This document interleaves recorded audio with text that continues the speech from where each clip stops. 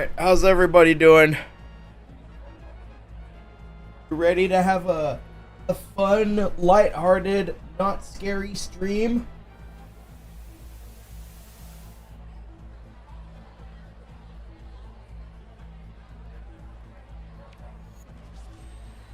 Yeah! Woo! Yeah! Alrighty. Woo! Alright. I'm excited for this one, because I've been wanting to get back into doing this for a while. But finally I have the chance to. Sure hope nothing scary happens. Ooh. The scary water. I'm sure it'll be fine. Hello everyone, welcome back to another stream. How's everyone doing today? I'm so tired. I got a total of like 3 hours of sleep yesterday. And work was a fucking dredge for me. And so as soon as I got home, I passed the fuck out. And I had been asleep until I want to say 4 or so, 3 or 4. But I was so tired. I feel a bit better today though, so unfortunately it's just allergies kicking my ass at this point.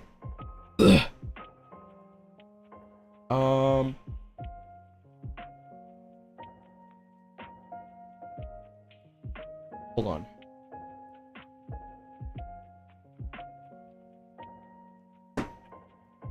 That's fine. Some nameless bullies kicked my ass in Mario a little bit ago. I couldn't imagine who that could be. They sound like real jerkwads, those guys.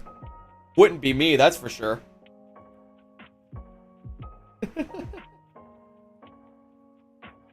So mean to me? Not my fault. It's not my fault. I promise it's not my fault. Alright, so today we are going to be playing Lake of Darkness. Now, this is a game that we played, I think, last October. If not last October, then the one before. It's a horror visual novel. Something akin to like Doki Doki Literature Club or something like that, but it doesn't have the computer breaking aspects to it. It's just a standard visual novel with horror aspects to it. And we had a good time with it last time. Got some good scares, some really tense moments. Unfortunately, there was a few couple bugs and a few crashes, unfortunately. But since then, the developer has updated and patched most of them, so hopefully this should be a bit more of a smooth ride. So without further ado, let's go ahead and hop right into it. To a dark ass lake. Oh, you don't know the half of it. Alright.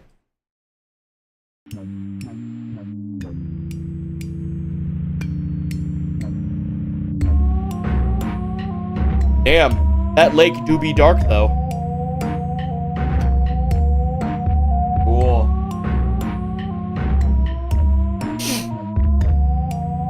Alright, hold on.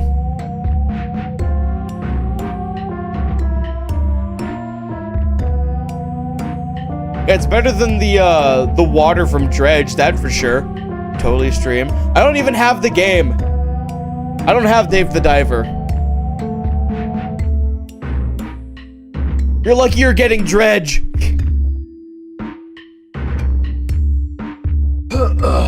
Alright. To me, this is just a perfectly normal lake.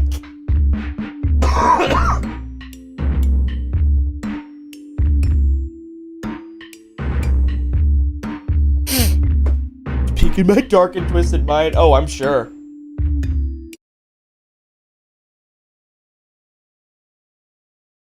Hold on. Oh, my saves are gone. Oh no. 2. I need 2.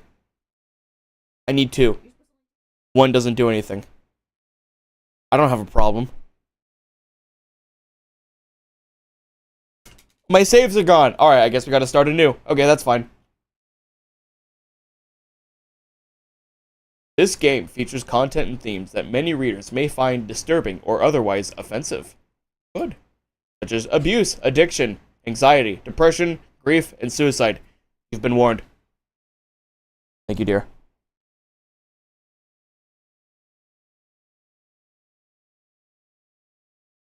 Yeah.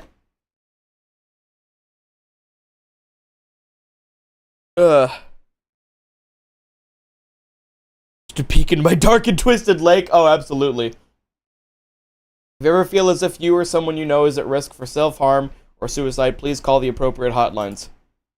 Oh, that's nice. The game also features graphic depictions of violent scenes. Discretion is advised for those with photosensitive epilepsy. It is recommended that you play with headphones for the best experience. Oh. Your name? You all know I am the Great Tadsby. We're back, folks! No, wait, hold on. My name was just Tadsby. I think it was just Tadsby. Yeah, there we go. My name is Tadsby. Tis I, the Great Tadsby. Very interesting. You wish to skip the tutorial? Yes, we've already done this before. All prepared? Alright then. Well, Tadsby, allow me to help you understand. You have no friends. Oh. You have no money. Oh, it's just like real life. You have no future. Oh, it's just like real life. What the hell, man? You have 3 days left to live. Just like real life? You're gonna have to wake up, Tadsby. The clock is ticking, as it always does. Wake up. Wake up, wake up, wake up. Your mind sits in an endless lake of darkness. Said the thing, chat! They said the thing! You love this place, between existence and non-existence. It is safe here. But of course, eventually, you wake up. Ooh.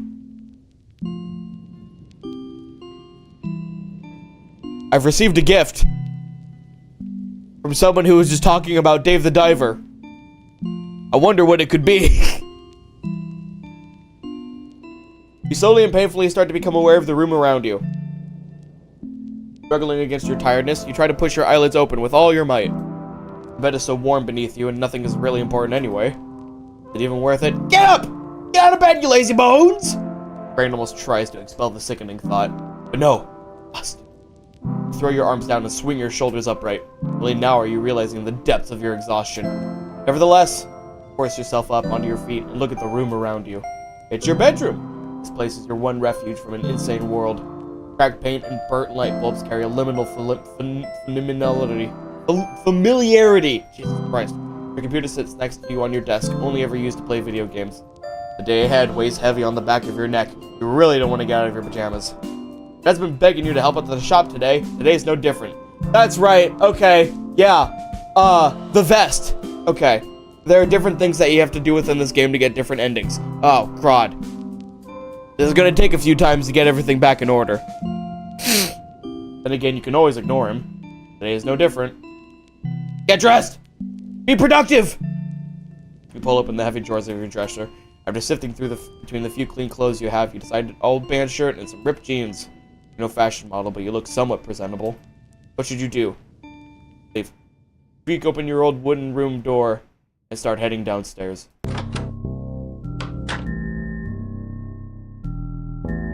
This is new! As you come to the hallway atop the stairs, you look around. Where to? Mom's bedroom. You rarely see inside your mom's room. Door hinges creak as you sneak inside. Oh! The parents' room! The sight of your mom's empty bedroom is weirdly uncanny. Not much to see at first glance. Search the bedroom. Why would I do that? I'm gonna leave. Yeah, that's weird. A metal street sign hangs from the door reading "Keep Out" in bold letters. Always once your brother's room has now been reduced to an empty spare room. That's right, our brother's missing. I remember now. The door rattles with a dull bang. Locked. Downstairs. Creep into the vacant living room, and your eyes dart along the walls. Look at the clock. Still early in the morning. The living room feels cramped and melancholy.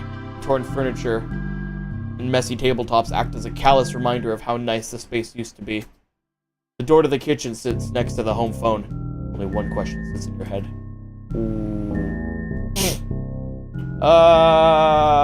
Go to the kitchen. Tired forward creaks as you make your way to the kitchen.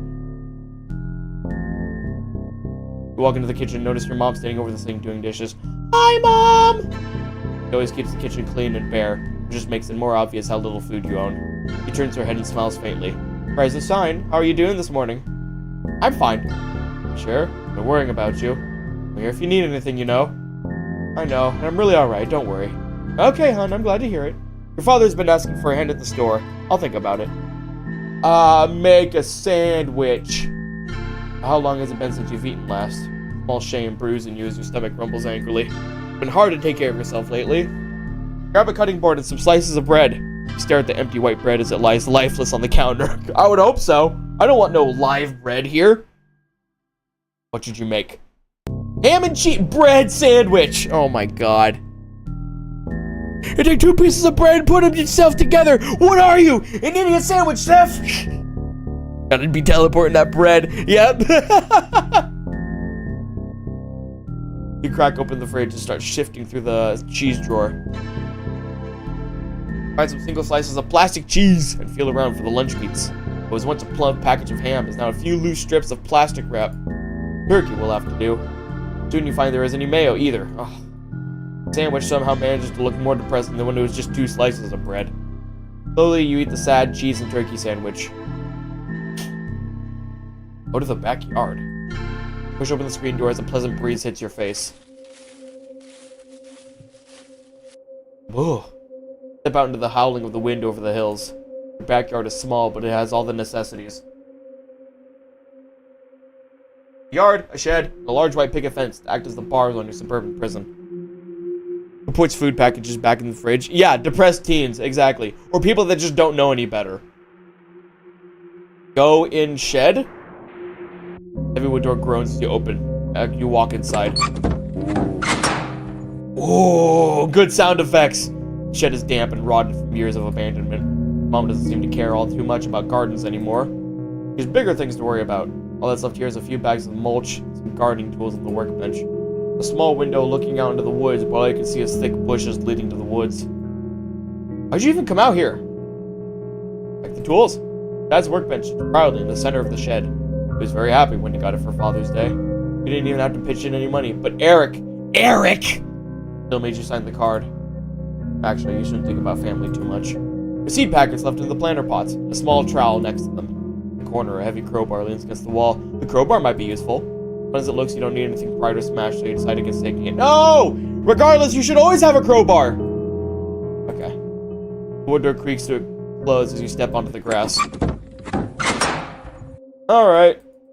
Let's head back inside. Living room. Call somebody. Let's call Dad. Tell him we're on our way to work. Dad. Dial their phone number 4 or 5 times before the metallic drone is interrupted. My mom grocery shopped based on what was missing from the fridge. Yeah, exactly. We always have a general list of stuff that we have. Like, alright, cool. This is pretty much everything that we always need from the store. That's like milk and some other essentials. Hey, what's up, kiddo? Hey, not much, just hanging out.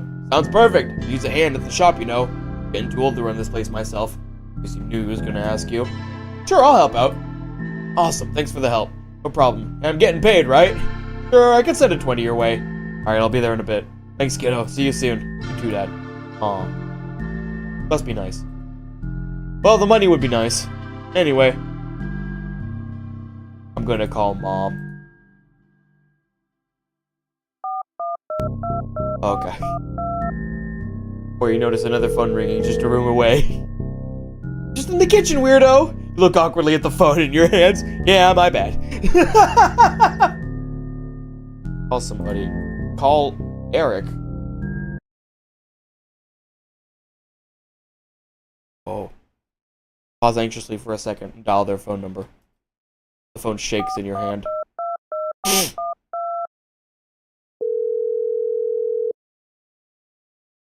Hey. The line is empty. A grainy silence on the other end. Still, press your ear to the headset and listen. As hard as you can. We all miss you, you know? Ah, fuck, why did you do this to yourself? Put the phone down before you start crying. Oh, boy. Alright, so Eric's missing. God, they're really good at conveying emotion in this game, and it's just words. That's insane. Alright, we're heading outside. Grabbing our vest and heading to work. That's depressing. Yeah, exactly. Stepping towards the front door, you see an overcast sky peering in through the window. Outside. Before you leave, you should put a jacket on or something. What was it? The department store vest. You unzip the front and slide each arm in. Embroidered on the chest, it says Tadsby in red stitching. Oh, we're back! It's clean and on brand, which makes you feel professional. Kicking the heavy front door open, you're breathing some cool, fresh air. You needed this.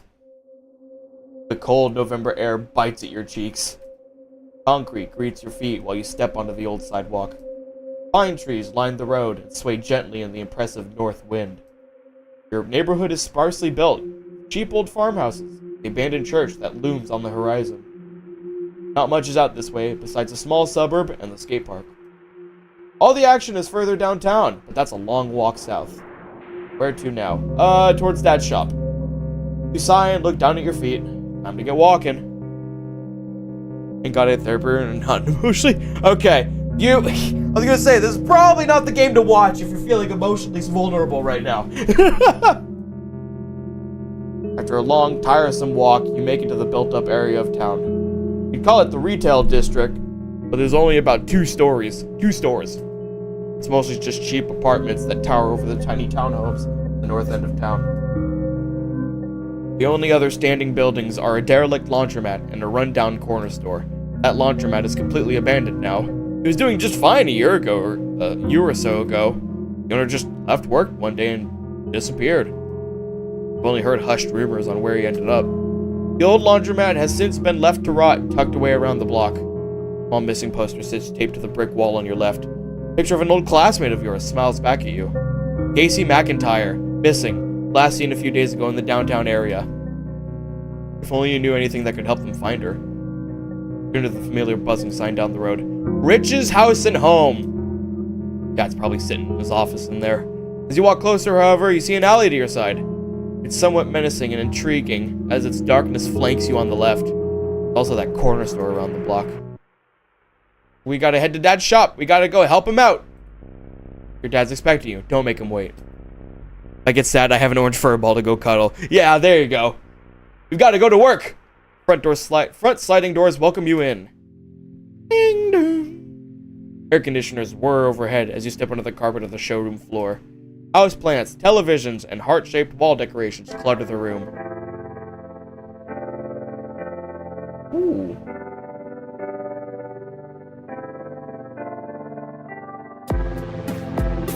Ooh. Okay. It's vaguely segmented into different rooms, but the furniture cluttered across the mangy carpet makes the space a confusing mess. Your dad's office is further back. Back to the carpets.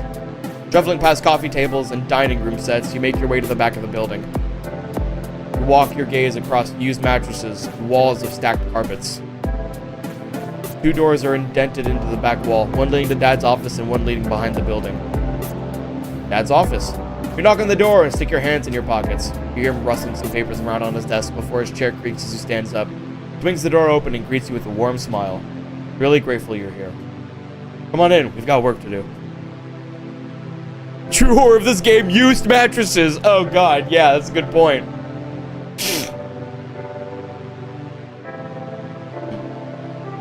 It looks like a safe right there. You walk across the ragged carpet of his office up to the front desk. His office is small and lacking the spotless cleaning of the showroom. Your dad shuffles through papers before closing a large binder and turning to greet you. Thanks for coming in today. I could use someone to cover the till for a few hours. I'm happy to help.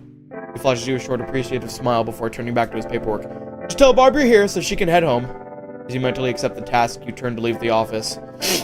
You walk your gaze across the used mattresses and watch it. Yep, okay. Go ahead, save.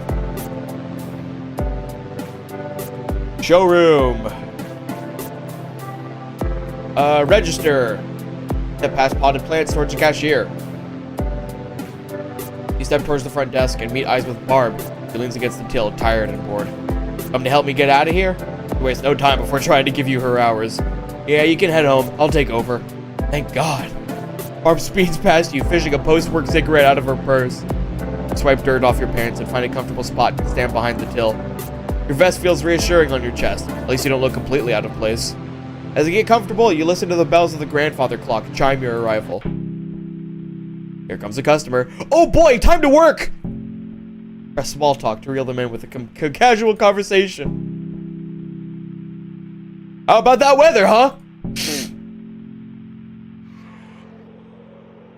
Scan the barcodes. Beep, beep, beep. Now just take the money. Money. Congratulations on a successful shift at work. Woo! We did it! We worked! We did work! You walk casually into your dad's office. Hey, great work out there, kiddo. Thanks. I sold 3 things today and took 1 monies. We're closing soon, so you should probably head home. He briefly smirks before craning down to unlock a drawer in his desk. For your time, with the snap of a rubber band, he pulls a $20 bill from his stack and hands it to you. Hey. A 20 will get me a lot. I'll get you the rest when everyone else gets paid, don't worry. Just as you're about to start backing out of the room, he says something. One more thing. Thanks for following the dress code. The vest, I mean. You nod gratefully and turn to leave, waving goodbye. Okay, now what? Let's check, we did our work. Let's go back. Heavy metal door is cold against your hands as you push it open. Ah! Ne'er-do-wells!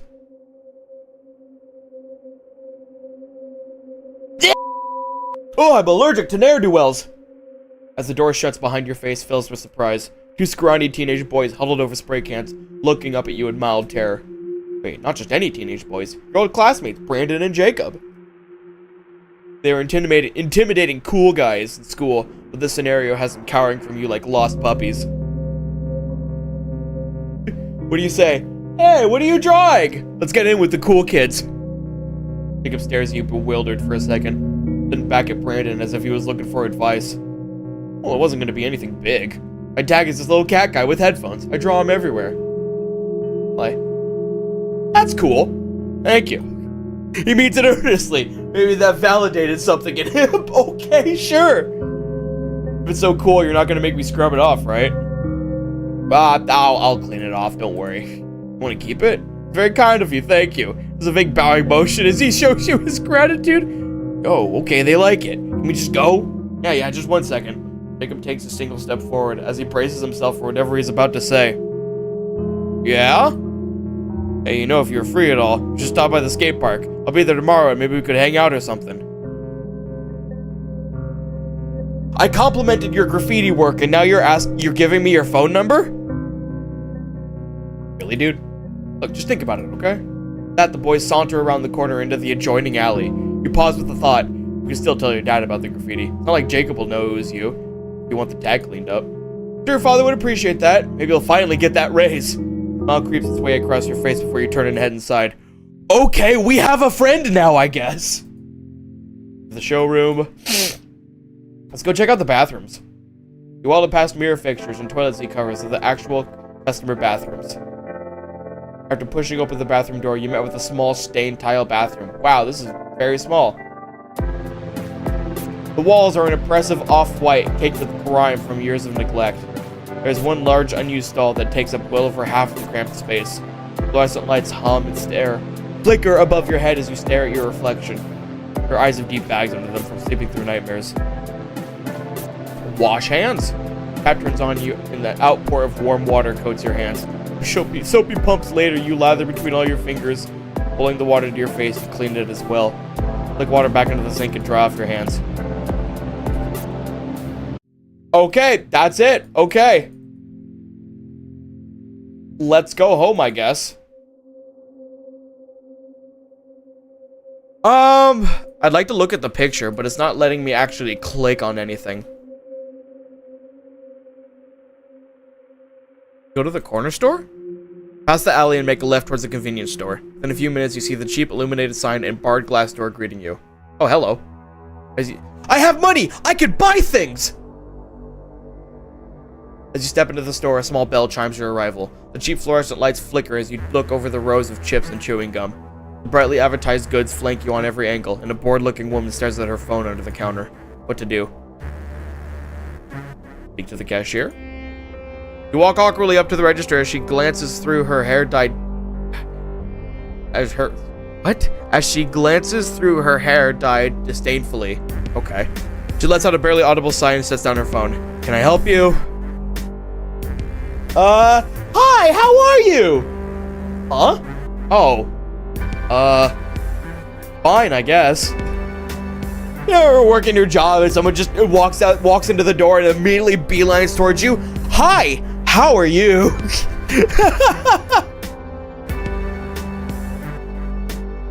Wonderful weather we're having, huh? How about that atmosphere? That's good. Can I, help you with something? What do you know about, the laundromat? Not much. I was a business type who lived alone, so no one here knew him. One of my friends was a cleaner there for a few months over the summer, and one day he drives out of the parking lot and just doesn't come back. Surprised you haven't heard of it. Quite a popular mystery around here. I have. Did you know anything else? No, and I wouldn't bother trying. People spew rumors and folksy bullshit all the time. I probably just died or moved. I don't know. What do you know about the old church? The old thing up on the hill? Yeah, that one. Just a pile of old brickwork. What else can I say?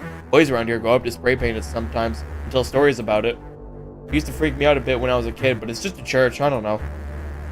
I didn't know about the forest. Gives you a strange, confused glare while turning away. I don't want to talk about that right now. Suddenly you realize the redness in her eyes as she wraps her arms around yourself. Feel like you should probably drop this line of questioning. Okay, so something happened in the forest as well. Okay. Chain cutters? I'll take some chain cutters. It's $40! Good God, okay. So I need to work at least 2 days. Jeez. Okay. Alright. Let's check out the alley, I guess. Against your better judgment. Ugh. You turn and creep down the alleyway. Woo! Woo! That's a good sign. Woo! Your footsteps echo against the worn brick walls on your sides. The light grows dim as the alley stretches further from the road. Sulfur and rot hit your nose as you walk past the dumpster. Next to the dumpster, a bottle of liquor sits half empty and cracked on the concrete floor. Inspect the dumpster. The lid groans as you push it open. The horrific smell gives you pause as you peer into it. Flies swirl past your head. You can barely see into the dark bottom. Why are you doing this? The dumpster is mostly empty, excluding a few stagnant soda bottles and a bag of what looks to be kids' toys. Bag of kids' toys? See the blue fur of a stuffed animal peeking out of the top, and a jagged edge of a toy race car poking against the plastic. Why would someone throw these out? Closely examine the stains at the bottom of the bin while you think about it. Suddenly, you notice stumbling footsteps approaching from behind. Ah! It's a man! What are you doing out here? I don't know. What are you doing here? I live here. Oh. Man looks out and old and poor, wearing a tattered wool sweater and dark bags under his drunken eyes. Stares down at the ground as he leans against the wall and fiddles with something in his pocket. His eyes distant and longing before they turn back to you. Sorry, I'm Thomas. Feel free to keep rooting through the garbage if you fancy. Thanks, but I was just leaving. I'm sorry for bothering you. You quickly wave and power walk back to the street. Okay. Interesting. It's at home, I guess.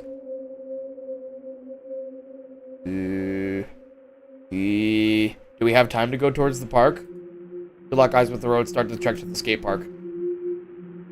What am I looking at? There's the forest, there's the skate park, and there's the road. Okay.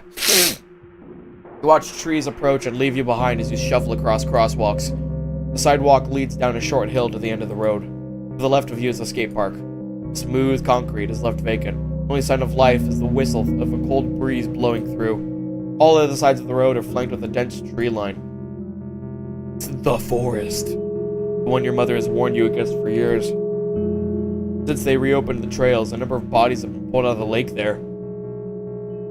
Oh, okay, yeah! It's your mother's paranoia. A small curious part of you has always wanted to explore it.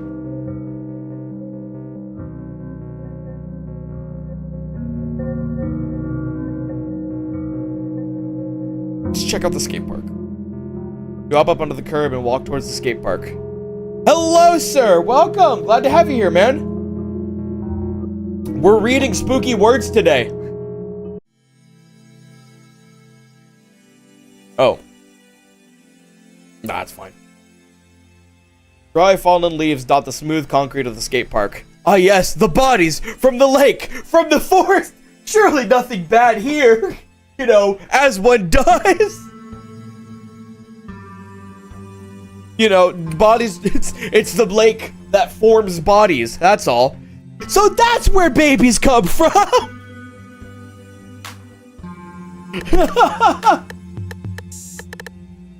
Whoa!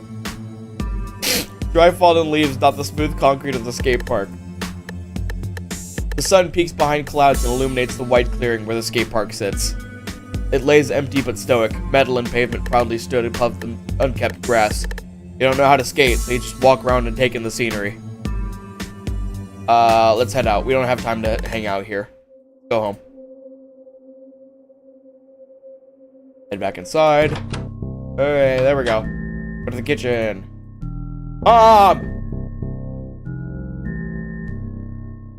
I feel fine. Look at you all ready for work in your little work vest. You look so professional. I'm not a kid anymore, Mom. Sorry, I'll leave you alone. Let's go to the backyard. Okay, nothing seems to have changed. Nothing seems to have changed. Okay. Nothing bad. It's relatively easy on the first night. I'm sure nothing bad will happen. Let's just watch some TV. Sit down to a dusty armchair left alone in the center of the room. Ooh, your mind drifts off as you flip between the channels.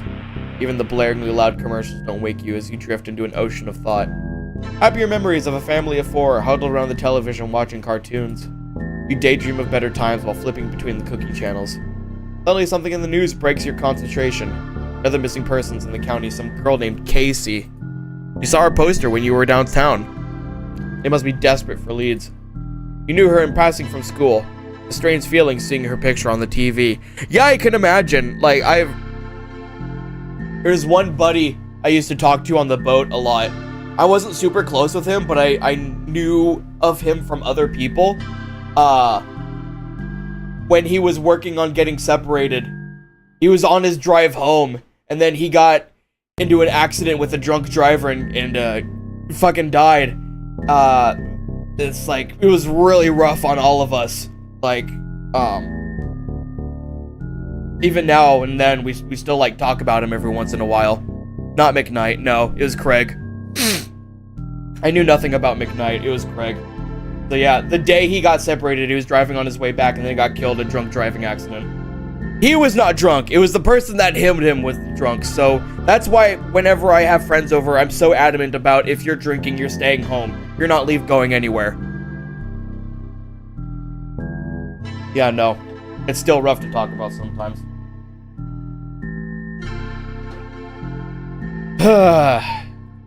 Seems like your shitty town will swallow up anyone that sets foot in it. The reporter speaks in a strange, out-of-touch tone as they describe the impacts of her disappearance. Eventually, after an awkward transition, they cut to a street-side interview. It takes you a moment, but is that Jacob Adams? He's an obnoxious skater kid who was in your class a few years ago. He's one of the few kids who was actually kind of nice to you. Also surreal. She just disappeared. Oh, it's the kid from the graffiti guy! I talked to McKnight 12 hours before. Oh, shit. I'm sorry. Damn. A few days ago, she was here making us laugh and smile. Now she's gone. I just hope you can find her. I mean, it hasn't been that long, right? Our heart goes out to Casey's family. They deserve closure. Something terrible lands in the pit of her stomach. You shouldn't have to know what that feels like. Not a guy like him. The whole situation takes you out of it for a moment, where you realize how much time you spent on the news. Been sitting at watching TV for a few hours now. It's pretty much bedtime.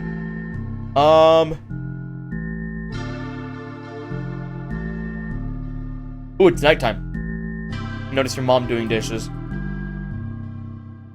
How are you? It's getting late. I'm fine.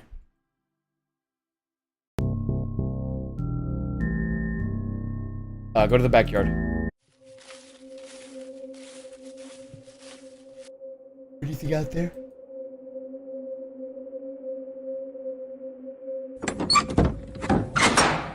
Waiting for something different to happen.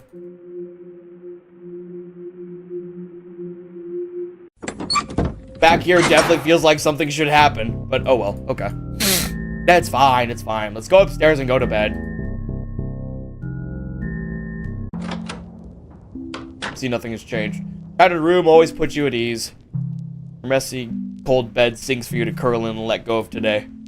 You're tired enough to sleep. Let's head to bed.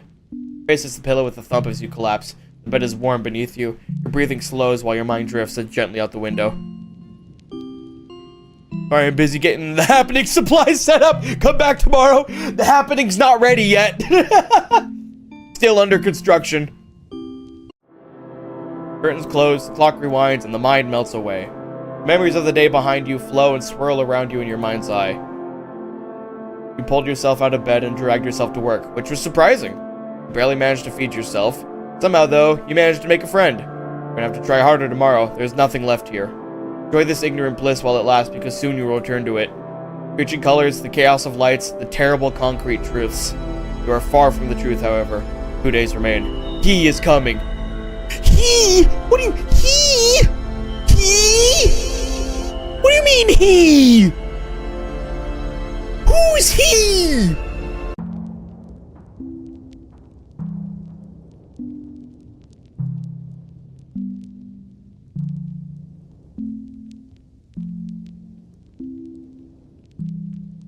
Okay. Get up. A new day is a new beginning. What should you do? Get dressed. I gotta go to work so I can buy the that incense? Okay. Too much energy to have an existential crisis all the time. Ain't nobody got the time or energy for that, dude, for real. I don't get it. Get dressed, leave. This is all the same. Downstairs.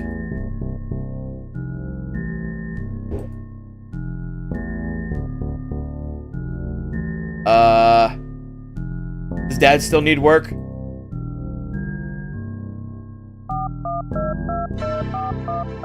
Yep, he needs help again. Okay.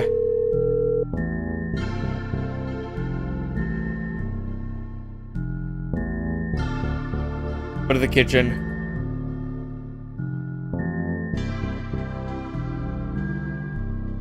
I'm fine. I'm fine. I swear I'm fine. Make a sandwich. PB&J. Carefully assemble your jam and peanut butter. You eye down the expiration date on the peanut butter. It'll last another month. Still fine. Large globs of peanut butter fall off the knife and slop onto the counter as you lather the bread. You enjoy every bite of the messy PB&J before slapping your hands free of the crust. Maybe you should make a sandwich. You're not hungry anymore. You've already made a sandwich. Or a sad excuse for one anyway. Go to the backyard. Nope, it's all the same. Okay. The living room. Head outside. Go outside.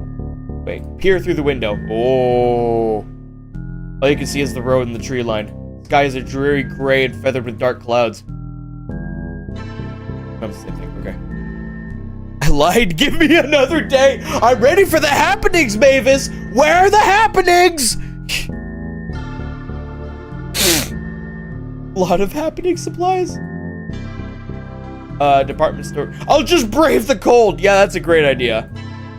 Your dad appreciates you wearing it. Yep. Cold November air bites. All right, let's go ahead and trek our way back to work. Dad's shop. Oh, the poster's gone. Strange. You notice that someone has taken down the missing poster you noticed before. Why would someone take that down?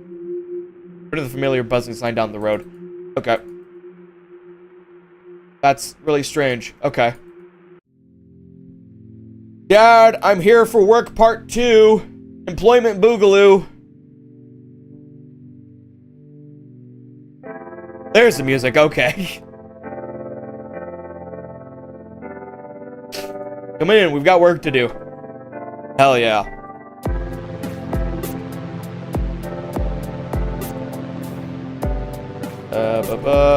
This is all the same thing. This is all the same thing. To the showroom. Wait, what if I go back up back? Nope, they're not here. Step out to the empty parking lot, huddled behind the building. There isn't anything out here besides some cigarette butts, distant call and crow, and some colorful graffiti. Take a breath of the dumpster-tainted air before heading back inside. Okay. Register. Hey, Barb, I'm here to take your shift. Go on, get out of here. Enjoy your after-work cigarette. Small talk. Scan the barcodes. Beep, beep, beep. I'll just take the money. Money. Woo! I'm working on the happening! Work harder, damn you! Walking up to the office door, you notice music coming from inside. After knocking, the music quickly switches off. You hear your dad heave himself off of his office chair. The door creaks open and he gives you an odd smile. Hey kid, nice work out there. Come on in. He waves his arm dramatically and follow him inside. Without hesitation, he rips a 20 from his wallet. For your time. Thanks, Dad. With a sigh, he settles further into his office chair. How are things at the store? They don't sound good. He looks out the window poignantly. Oh, that's a window. Place isn't gonna last long, you know. Well, that answers my question. Ah, shit. He looks through you hazily. Has he been drinking? What? Why? Sales haven't exactly been growing or nothing. Everyone's off for the city. Tone is somber as he reflects, almost regretful. The poster was one of the happening supplies! Ah, at least something happened. Sometimes the bills out and add up. They haven't for a few months now. I'll be honest, we're a few more bad weeks away from bankruptcy. Bankruptcy! Dad's never talked to you about the money before. This comes as a shock. These can't be that desperate, can they? He winces. Maybe he regrets telling you. Look, I wanted to give you this. Slowly floats his hand to his pocket and produces a small key and places it in your palm. For the shop, but trails off, struggling to choose his words amongst his slurring. I'll know what to do with it soon. Just know I'm trusting you with something big here. Dad, what super important thing are you trusting me with here? What?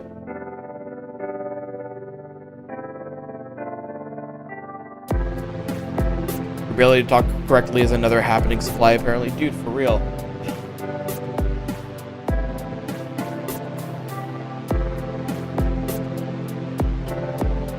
Oh, jeez. Dad's being very suspicious. What do you know, sir? There's a pause. You're not quite sure how to respond to that, and he doesn't seem keen on elaborating. Sorry. You know what? Sure, soon things should settle out. All of your work helps a lot. I stay distant as he pushes a weary smile onto his face. Don't tell your mama, right? I won't. While gazing off, he says one last thing. Oh, and thanks for wearing the vest. That stuff also helps. You awkwardly nod before you turn and walk out of his office, still reeling from the conversation. Nope, they're not here. Okay. To the showroom. Let's save.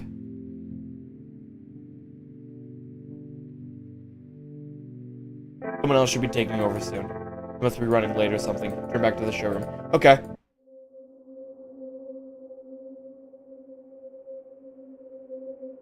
Okay. Is there anything new at the dumpster? Oh, the dumpster is almost halfway full of plump, oozing garbage bags. Moldy food mush seeping out from the top of the bags.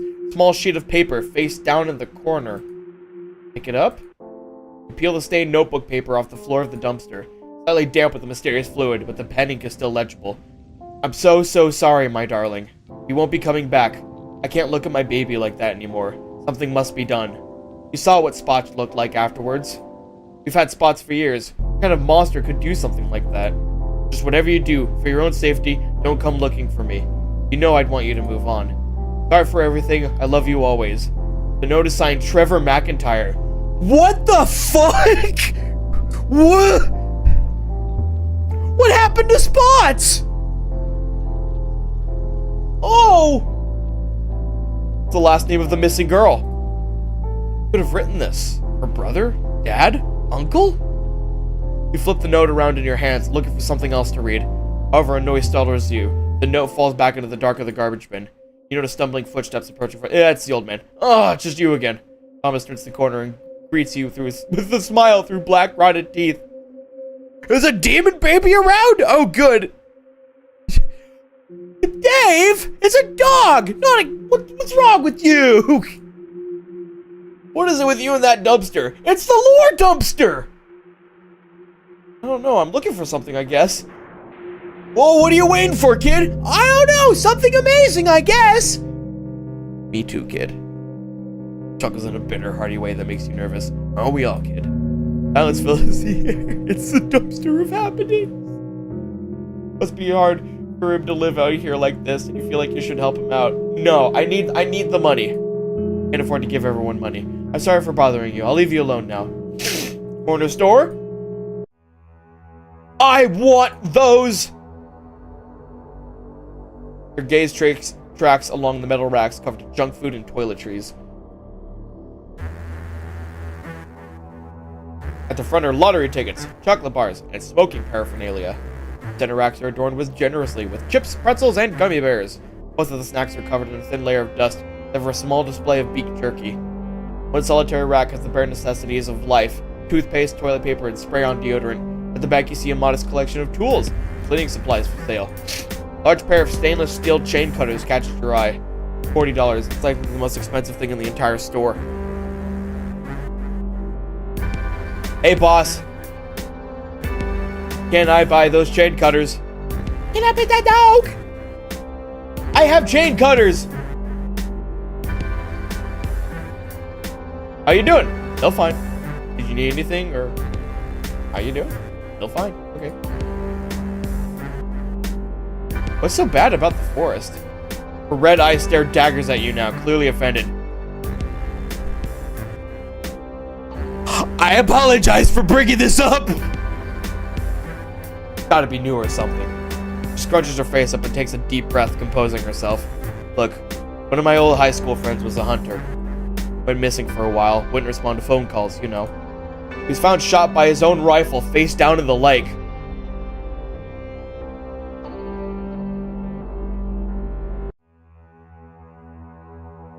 Huh?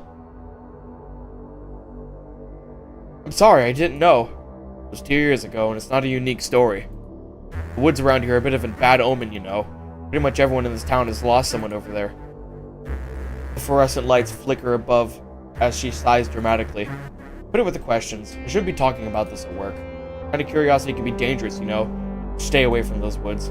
Okay, I won't. Thank you. That's the same. That's the same. What do you know about my dad's store? What? Oh, Rich is your dad? I don't know much other than that he sells rugs and furniture, I guess. Seems alright. I don't know. Also, I'd like to point out that he spells furniture wrong. Furniture is with an... I'm pretty sure furniture is with an I, not an A.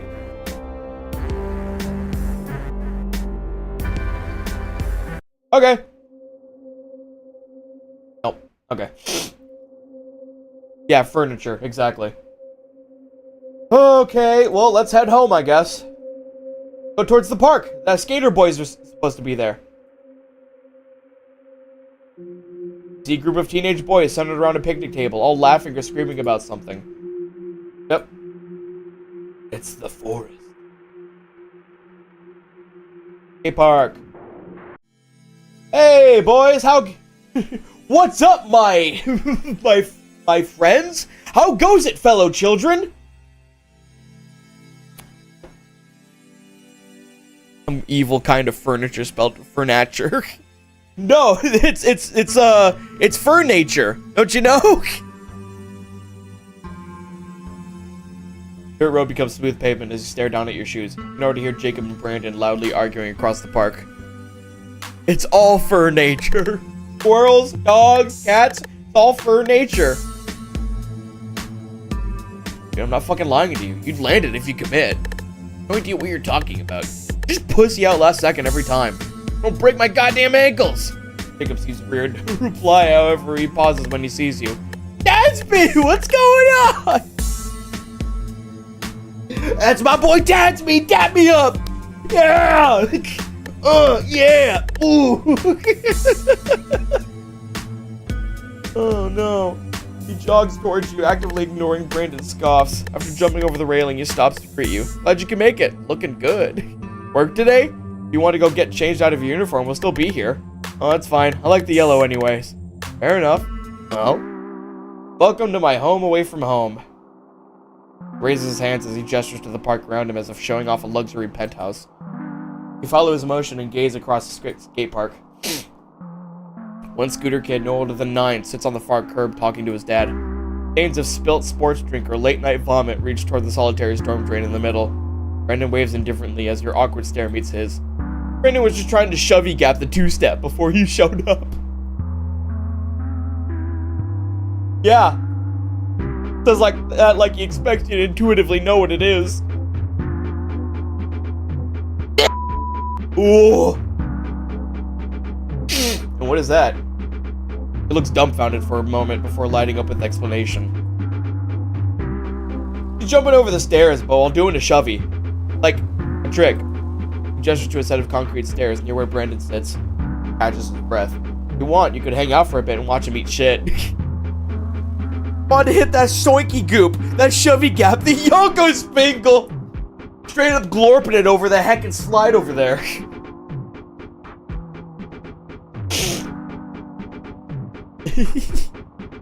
Doing a pop shove it off the binky stink. Yeah, sure. Alright. Sick. I promise it'll be worth it.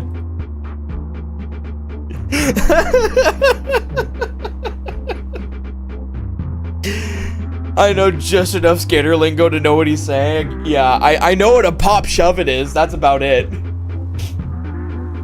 I know what an ollie is. He nods to Brandon as he rolls his eyes and jogs the concrete steps. Come on, Brandon, eat shit! Well, there's no rocks, right? Jacob kicks a number of pencils away from Brandon's path. You're good! Brandon takes a running start and elegantly slides his board in front of him.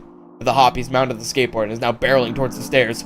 You clench your fist in preparation for the preceding splat. Then he launches himself upward with a strange back-footed jump. Mid-air, he kicks his board away from him and lands unceremoniously on his feet. Woo! Oh, come on, man. Whatever, dude, I'll go again. With that, he resets, running back into the top of the stairs. After a tired sigh, he does the same running start, gets on the board, and kicks for added momentum. The edge speeds towards him. With the pop of his back foot, Brandon and the board careen through the air. His skateboard hovers perfectly mere inches away from his sneakers. On the descent, he realizes something's wrong. The skateboard drifts to the right, leaving his wheels facing one direction and his momentum another. Uh-oh. Skateboard speeds away from Brandon to the ground the second he touches the ground. His shoulder slams into the concrete, with his limp head and arms following suit. Ooh. Ah. Whoa, are you okay?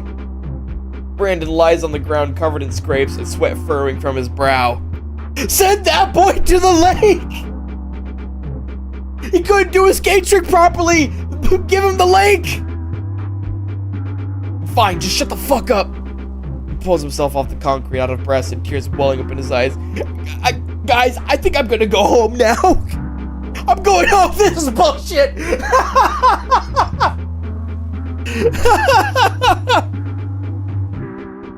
With an understanding nod from Jacob, Brandon turns and sulks as he limps down the sidewalk.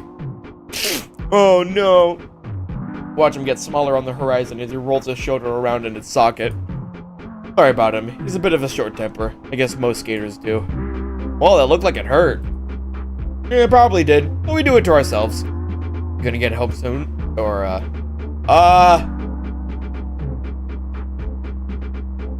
Rip Brandon? Dude, we're gonna find him at the lake. Watch.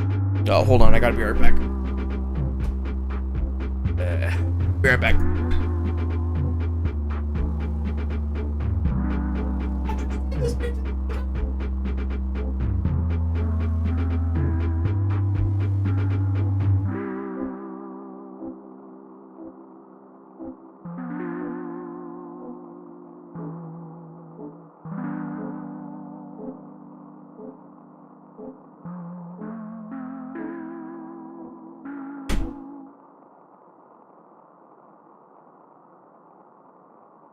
Ugh.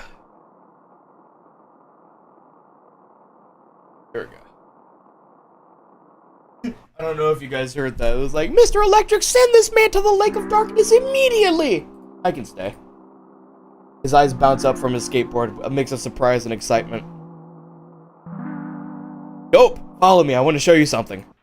Jacob leads you to the top of the hill behind the skate park. Whoa! Look at that pixelated sunset. Whoa. The sunset of bisexuality!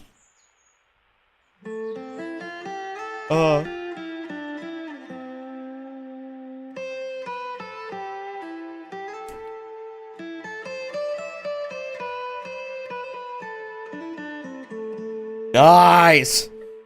We're gonna kiss Jake! That's a good point. Are we female or male in this? I don't know if it actually explicitly says that. Jacob leads you to the top of the hill behind the skate park. The sun rolls low on the horizon, fills the sky with a pink haze.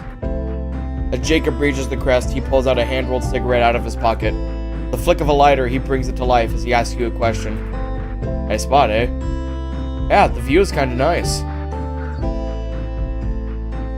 Kiss the skater? We're either, that's why it's the bisexual sunset.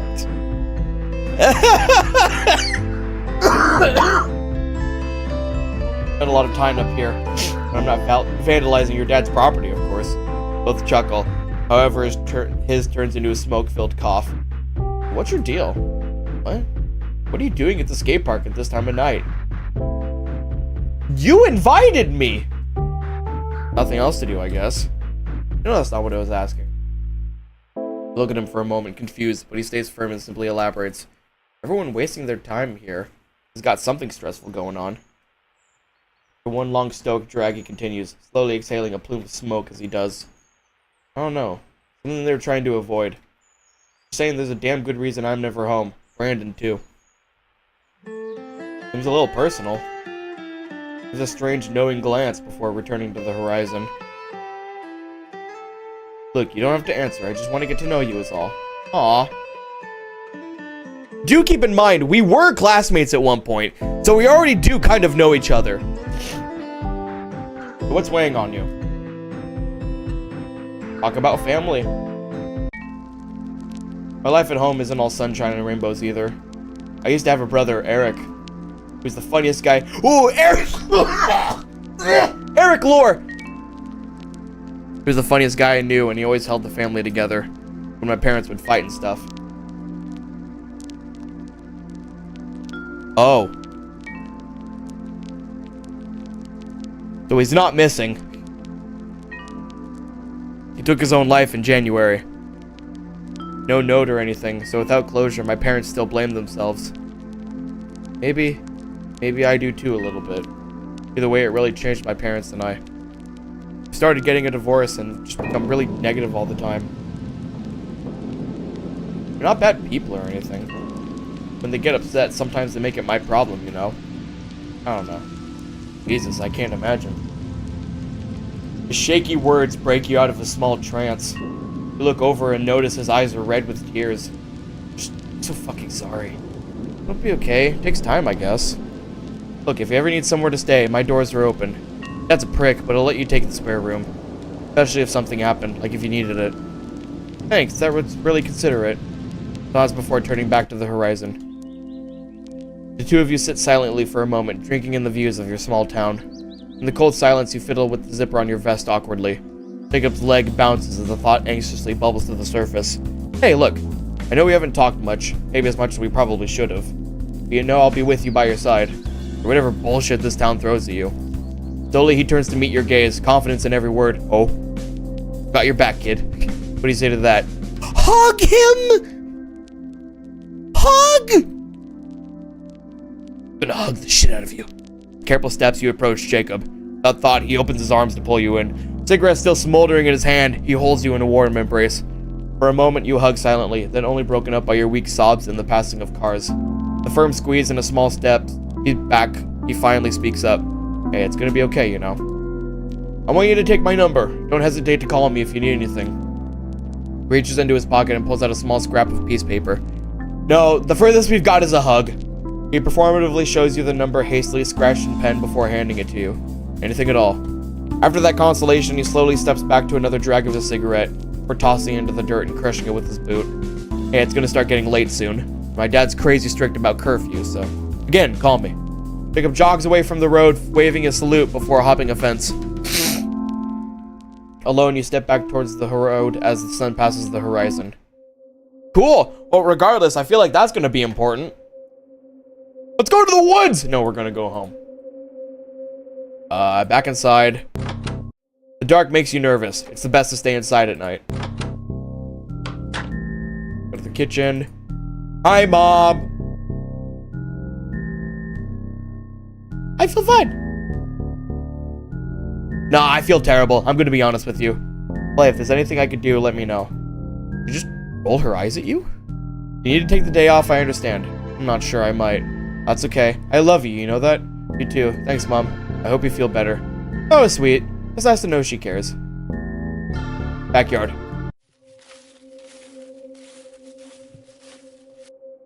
There's still no happenings! Okay. The living room. Watch some TV. Put the TV on, harshly jump into intense conversation on the local news. Immediately, you are met with a broadcast discussing budget cuts and bankruptcy across the county. Cool. I'm working on it! Apparently, everyone east of the city is slowly going out of business. The newscaster says this is likely due to rising prices, compounded by the dollar being worth less and less. When is anyone finally going to get some good news? Switch it off the doom and gloom of the local news station. The screen harshly shifts between infomercials, cartoons, and soap operas. Something on the documentary channel catches your eye. It's an hour-long piece on conspiracy theory involving mole people living under the earth. I find the way the show takes itself so seriously hilarious.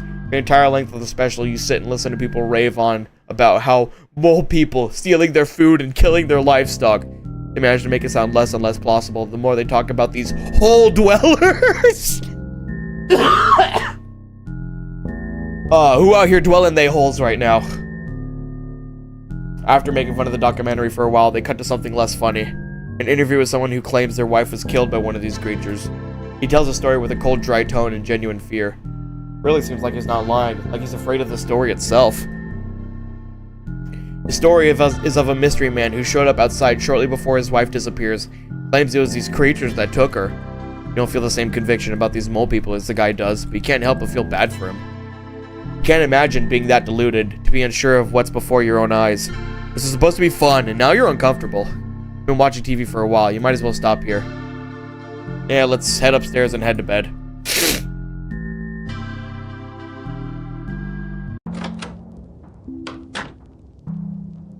Yeah, let's head to bed. Alright, cool. Day 2! Another day passes you by and the lights go out. What's left is a deafening cacophony of silence.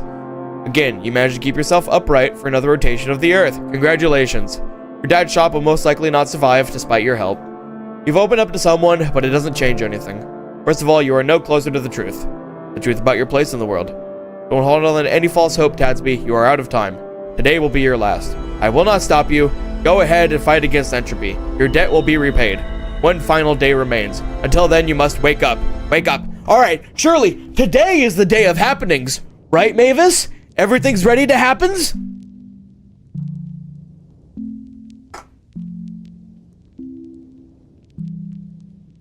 Listen.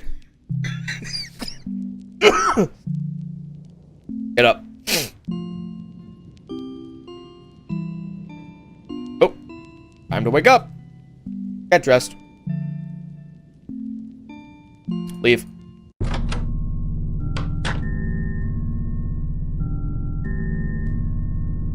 The happenings are now.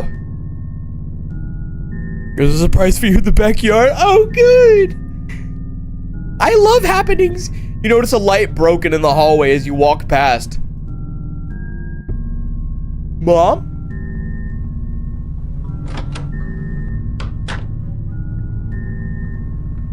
Mom? You stop in terror as you look around the destroyed bedroom. Blood scattered across the bed, floor, and walls. Oh no, the happenings! Is this during summer? I have no idea. I don't know when this is supposed to be taking place. Sharp claw marks dug into the flooring. Clear signs of a struggle. Her blanket tossed into the corner. You realize you've been holding your breath. Is she hurt? You have to find her. Nervously, you back out into the hall. This is why the happening supplies took so long. Mavis, what did you do to my mom?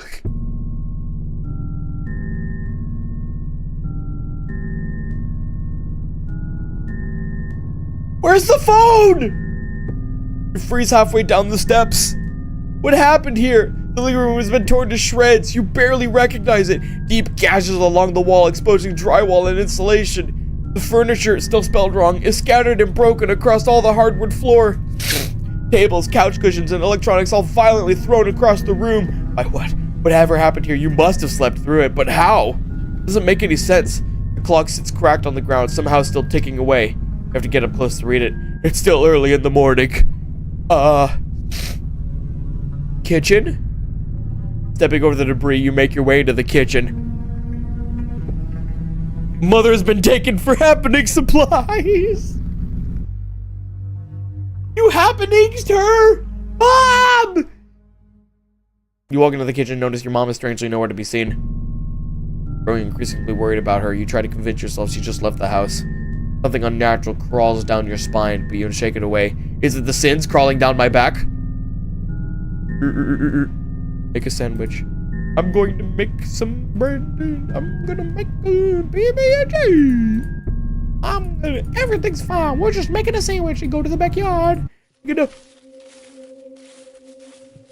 Ooh! I found the happenings! The torn hole in the fence stares at you like a hungry predator. Someone or something broke in last night. Something that can't be too far away. You better get moving. I'm going back inside. Going to the backyard. Nope, okay. Okay, nope, no, okay.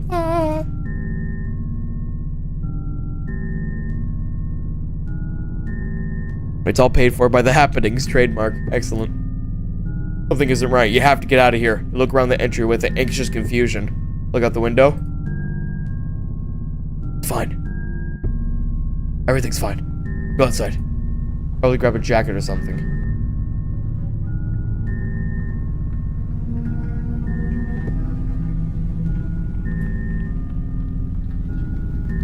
I guess I'll just go to work like nothing's happened. It's okay. Everything's okay.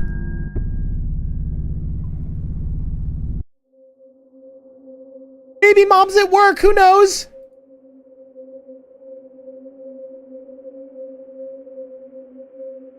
Yeah, the poster is gone.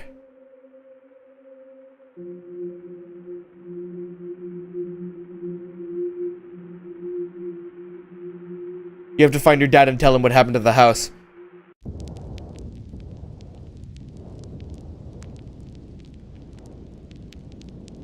I don't like the ambiance here. Okay, no, we're fine. We're fine. It's okay. The bitter wind pours past you onto the showroom floor. Space is dead quiet and shrouded in darkness as the fluorescent lights hang dead above you. Oh, why did time pass? Spent some time searching around the empty showroom for any sign of your father. Call it his name but get no response. All you find is Barb's vest abandoned on the floor. The surfaces are clean. The floor looks swept, but there's nobody here. Did nobody open the shop today? If not, then why was the door unlocked? Yeah, there's the vest. The register and till are left strangely alone. The till itself seems to be powerless, just like the lights. Your dad and Barb nowhere to be seen. You turn back to the showroom. Dad? You hurry to the back of the store and stand in front of your dad's office. Has everyone been happeninged? Oh no! Everybody's been raptured! Without hesitation, you storm into your dad's office. Oh no! Your heart sinks into your stomach. You're shrouded in darkness. Your lake is nowhere to be found. Sorry, I saw darkness and immediately thought of the lake. I apologize. My lake! Oh, my lake is nowhere to be found. Where could it have possibly gone? Maybe there's a clue somewhere here. Search the desk and files. Oh, that took more time. Oh, shit. You roll his office chair around and sit down. For a second, you feel it, the monotony your dad must go through sitting in his room all day. Without wasting any time, you start shifting through the desk of papers on the desk.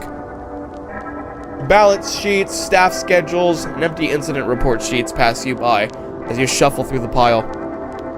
None of the files seem helpful, so you start opening his desk drawers. The first one rattles open with the sound of pens clicking against one another. The second one is a large red binder labeled insurance. The third reveals a small sealed wooden box sat on top of your dad's high school diploma. Huh? You slide off the handcrafted roof of the box to reveal a set of luxury cigars with one removed. Ah. Never knew your dad smoked. What else has he been hiding from you? The fourth drawer makes a sharp bang as you try to pull it open. It's locked shut. Whatever you're looking for, it must be in there. The key! You produce the key your dad gave you the day before. It fits the lock perfectly, and the lock gives way without resistance. Inside, there's a small steel flask and an envelope. Addressed to you? With a swift tear, you reveal the handwritten letter beneath. Dear Tatsby, I am a coward. As you probably very well know, things haven't been great for me back home. My mother and I, it's hard to describe. After your brother passed, we all took our parts of the blame.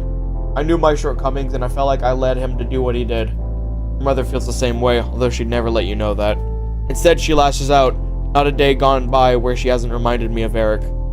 She would insist there's more we could have done and convince me you're going down the same route. She'll tell me everything wrong in her life is my fault. I couldn't take it anymore. Started seeing someone else. Your mother, keen as always, found out within less than a week. We talked about it, but I'd made up my mind and she made up hers. I could care less about how she feels, but you on the other hand, I couldn't bring myself to tell you. I tried, I promise. But I am a coward. Please don't come looking for me. I'll be across the country by the time you read this. I can't hope you'll forgive me, but I can hope you'll understand. Sorry. Love, Dad. All this time, how could he? Fumes of anger and righteousness fire inside of you as you repeatedly scan the letter. Your stomach turns into something agonizing and miserable for a brief moment, where you callously roll the note into a ball and drop it into the recycling bin. Thoughtlessly and meaninglessly, you step out of the office alone. Well, that was a whole bunch of useless. What the fuck? As you step out into the gloomy overcast, you run through your options. You couldn't find your dad anywhere inside, and your daylight is running short. Glancing around like a startled deer, you spot an alleyway behind the parking lot. Upon closer inspection, it would seem to lead to the old abandoned laundromat. One side of the parking lot is shaded by the tree line. Yeah, let's go to the forest! That's a great idea! Dad was seeing Barb. That would be very interesting if it was Barb. That would be crazy.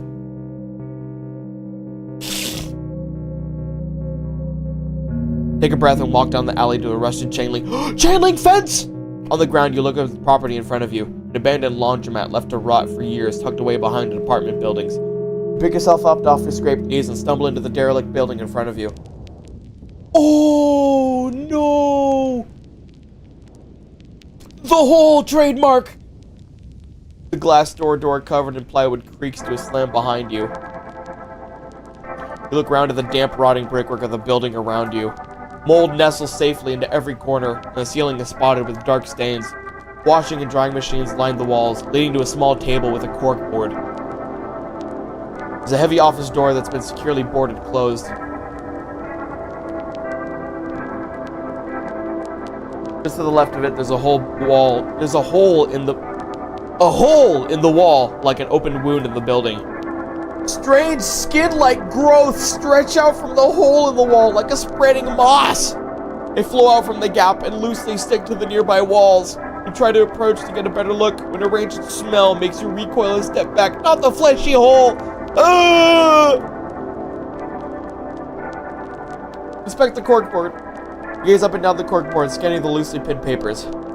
See safety warnings, company policies, and a handwritten note in black marker. With a squint, you start to piece out the barely legible handwriting.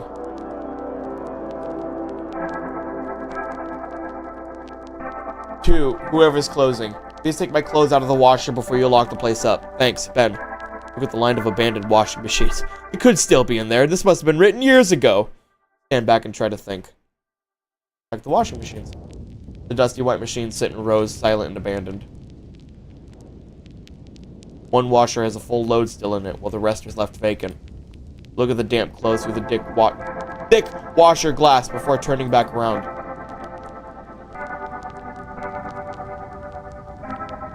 I don't want to enter the hole! I'm gonna be honest. The hole sounds like a bad idea. Carefully, you take a few steps toward the boarded up door.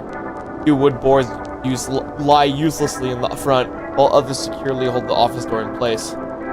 After looking for loose nails, you reach past the boards to the door handle. With a rattle, you find the door is not only boarded up, but locked too. Despite all your strength, the door doesn't budge. You cannot get in. Enter hole! It's hole time! The large gash embedded into the wall gives you pause as you step towards it.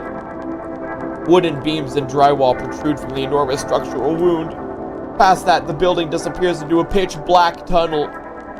Cautiously, you turn to your side and squeeze your way into it.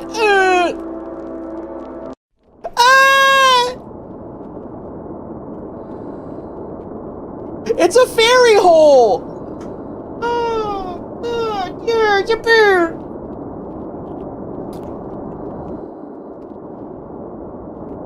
When the design choice is this bad, you're allowed to go off script. Yeah, that's fair. Whole time.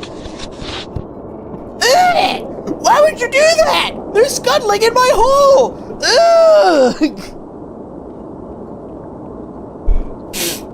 The ambient light of the laundromat shrinks into a spot behind you as you descend.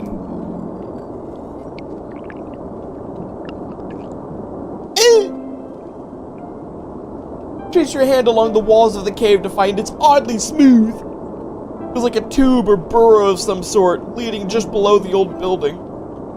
Trudging along on your hands and knees, you start to notice the dampness of the tunnel. Lukewarm puddles soak past your jeans and shoes. The hole is hungry, sticking uncomfortably to your skin. Your humid trudge led you to a small circular opening, like a sphincter at the end of an intestine. That's... ick! With one last squeeze, the space expands into a large, similarly dank chamber. Standing up, you find yourself lost in the oppressive darkness. What on earth could this place be? Who could have dug this out? Suddenly, the sickly earth burns to life with the flick of a lighter. Risk Undertale, is that you? A pale young man holding a lighter approaches from the darkness. He looks familiar.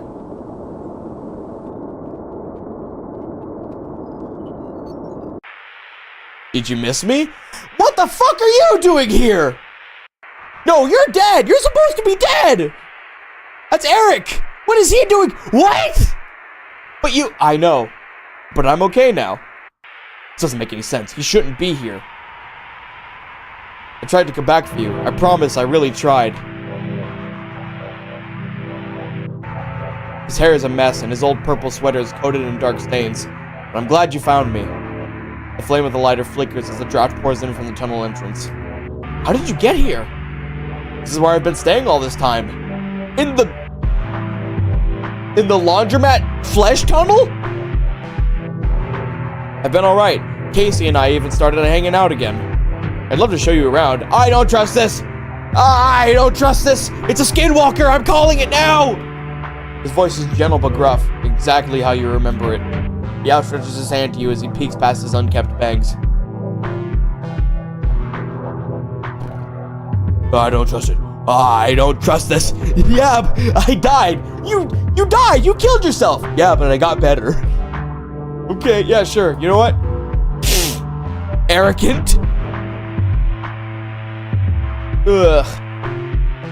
Step towards him and carefully take his hand. How do I know if I can trust you? Well, I'm sorry. You can't know. Starts walking idly further into the cavern, his hand still firmly in yours. The leap of faith, right? Life is. I guess that makes sense. All about finding the right spot to take that leap. Oh no!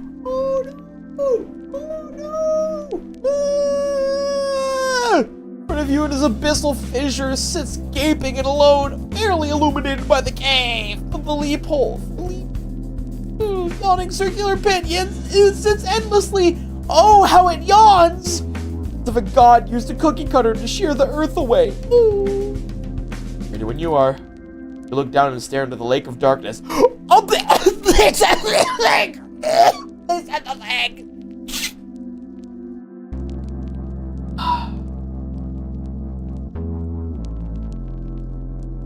That's it! It's the thing! They said the thing!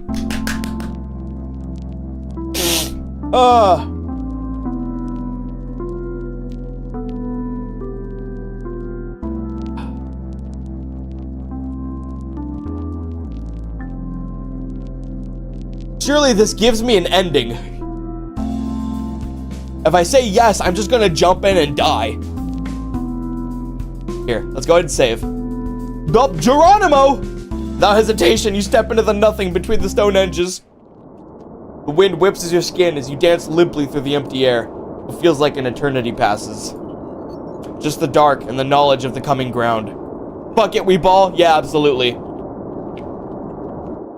As you spread your arms consigned to your fate, a strange voice flutters by your ear.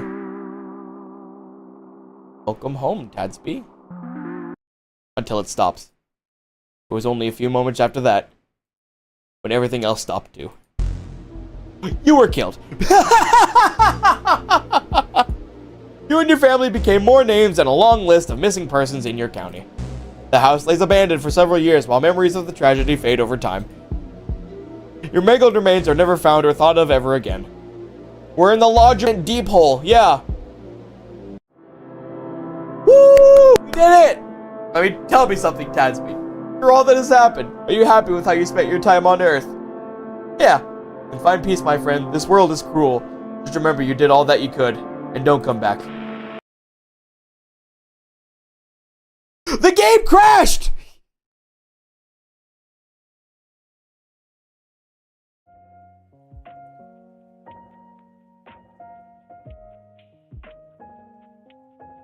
Let's go again! Let's go again! Yeah, sure. Okay, let's go again. I think I have time for one more run.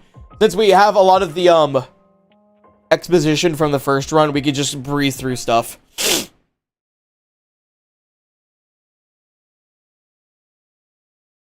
There we go. Okay. Alright, sure. That was fun. Okay, we can skip all of this. Your name? Tadsby. Tadsby. Yeah. Yeah. I can skip all this. Okay. So, what if we just decide to not do anything?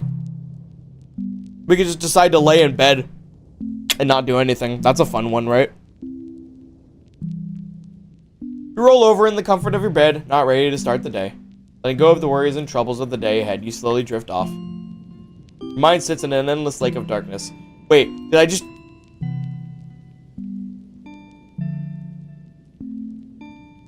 Oh, it's afternoon now. Okay. You can just keep sleeping. Depression maxing? Alright, we're doing our bed run.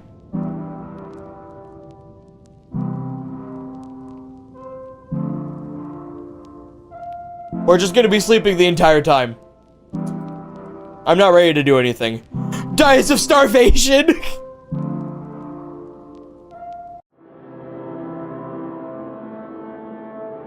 You were lazy and neglected to help your poor father at work. You didn't eat anything. Your stomach rolls and moans in your sleep. What's most tragic is that you're just as lonely as you've always been. You're gonna have to try harder tomorrow. Yeah, what if I just keep sleeping? If I keep sleeping, the monsters can't get me!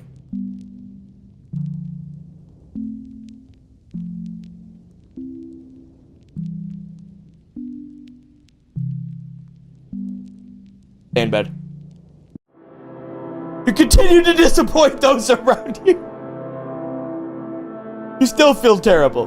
Worst of all, you are no closer to the truth. The truth about your place in the world. Don't hold to any false hope. You are out of time. Today will be your last. It's okay. No. The monsters can't get me in my bed. If I cover myself completely, they can't find me. That's how it works, right? Stay in bed.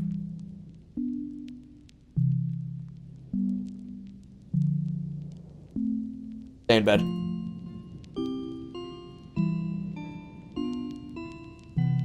Stay in bed. Everything's okay. This is the last day, so... Where am I? You wake up safe in your bedroom. It was just a nightmare. You've been getting a lot of those lately. Nothing can hurt you here. This is your safe space. Turn over in your bed and shut your eyes. Your frustration, you can't seem to fall back asleep. No! No! Then you hear your bedroom door open. Gadsby, is everything okay? Mom? Your mother speaks. However, a choir of other voices speak with her. Gadsby, I haven't seen you in a while. That isn't your mom. Frozen in fear, you pretend to be fast asleep. Oh, poor child. I know you hear me. Clutching the blanket, you pray she'll just walk away. The chimera of voices persists. Get out of bed, lazy bones. Gadsby, wake up. Look at me. Oh, welcome home. Until it stops. Never leave your bedroom. Oh, no. Oh, cool. It was only a few moments after that, when everything else stopped you. You never emerged from the woods. I was in my bed. Your body lies twitching and skinless in the grass for months. I was in my bed. Nature feeds itself from you and becomes one with this wage. That doesn't make sense. Are you happy with how you spent your time on Earth? Nah. You and everyone else.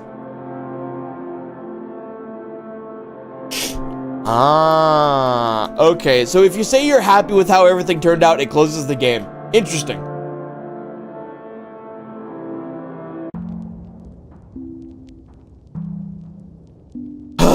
Cool. Cool. That was awesome. That was really cool. The cacophony of voices, that is my mom. What if you name yourself, actually that's a good point. Hold on. What happens if you name yourself Eric?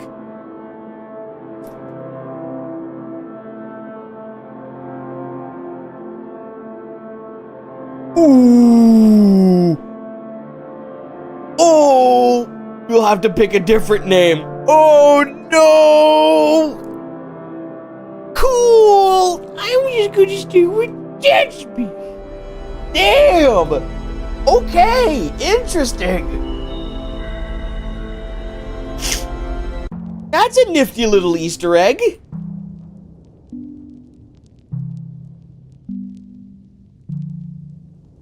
You feel strange, as if seeing the familiar side of your bedroom is wrong. Step around your room uneasily, trying to recall the night before. You can't, and similarly, you can't locate the source of your anxiety. Talking of deja vu or a nightmare, you think about the day ahead. Dad's been begging you to help out at the shop, and today is no different. You can always ignore him, today is no different. I'm not even dressed, hold on. What's going on? Mom? Search the bedroom. I'm just looking at my mom's bedroom just because I feel like it. Start pulling open drawers and moving laundry, looking around the room. Of the closets is one of Dad's old suitcases and heavy binders of documents. Inside her nightstand is a couple phone chargers, a romance novel, and a class picture. You don't recognize any of the kids on it, until you see your brother. He looks no older than 10 as he sits in front row smiling. A melancholy washes over you as you slip the laminated photo back in the drawer. It takes you a while to put everything back the way you found it. Huh. Bro is not 10 anymore. No, he is not.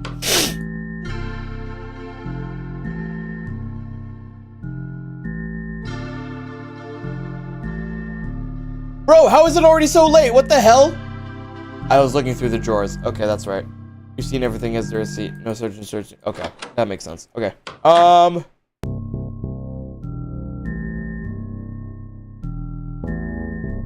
Can I still help Dad at work? Or is it too late? I think it might be too late.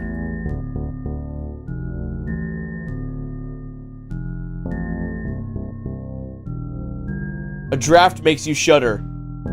Shudder. Shudder. It's supposed to be 2 Ds, but that's okay. As you shake off a strange feeling of deja vu, you look at the clock. The middle of the afternoon. Go to the kitchen. You breathe a sigh of relief when you see your mother standing nonchalantly in the kitchen. For whatever reason, you were worried about her when you woke up. She turns her head and smiles faintly. Nice to see you, honey. You feeling okay? Talk about Eric. Oh. Honestly, I've been thinking about Eric a lot. Saw a picture of him recently, and it just made me miss him more. Oh, hun, I know. It's been hard without your brother. The game tracks. Well, yeah, it tracks. It's like Undertale. It tracks whenever you loop. We can't stay stuck in our heads. We have to try to move on.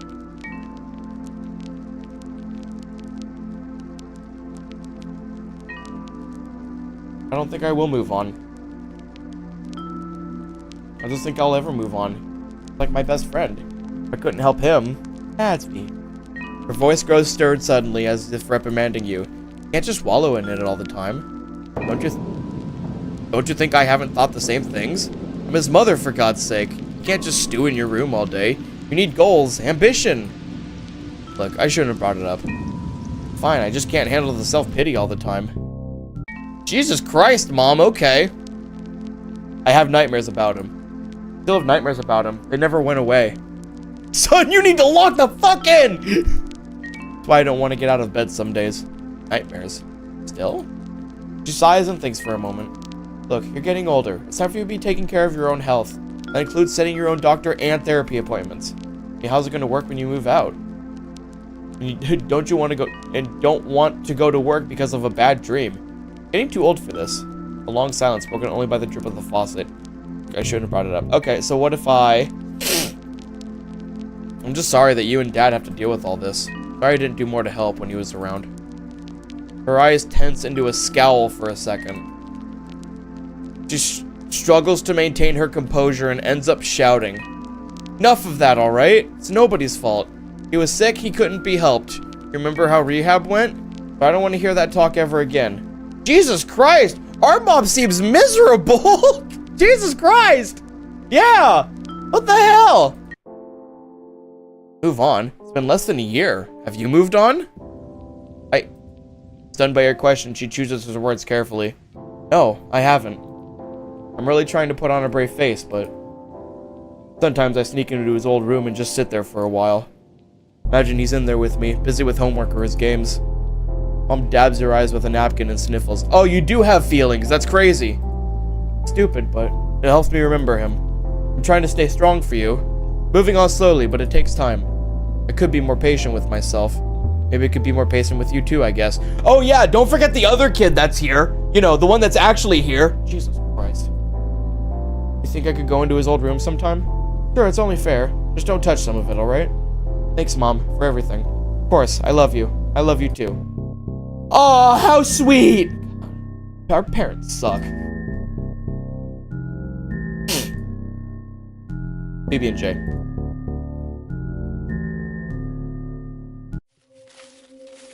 Okay, no happenings. The crowbar! Go in the shed. Pick up the tools. No, I need the crowbar! No! I need something pried! Wait.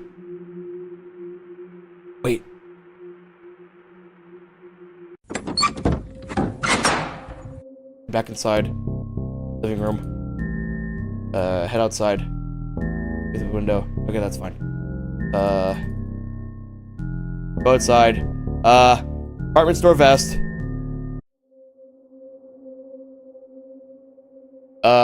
Dad's shop. The missing poster. PC McIntyre, missing. Last seen a few days in the downtown area. Something in your stomach churns with envy. I gotta get all the happening supplies again! The happenings part 2! If only you knew anything that could help them find her. Stomach churns with envy? What the hell? Might as well pay your dad a visit, you owe him that much. Hi, Barb. Can you help me get out of here? I have to talk to Dad first. She rolls her eyes dramatically before turning to ignore you and face the empty till. Dad's office.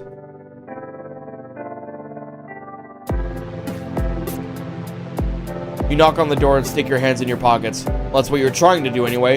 Instead, your hands limply rub against your thigh like an animal scratching its belly. You're still wearing your PJs! Why?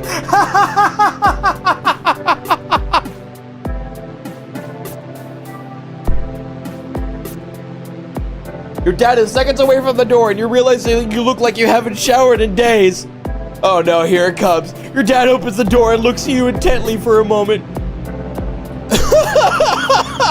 He lets out an exhausted sigh before gesturing you into the office, refusing to mention it. I forgot I didn't get dressed.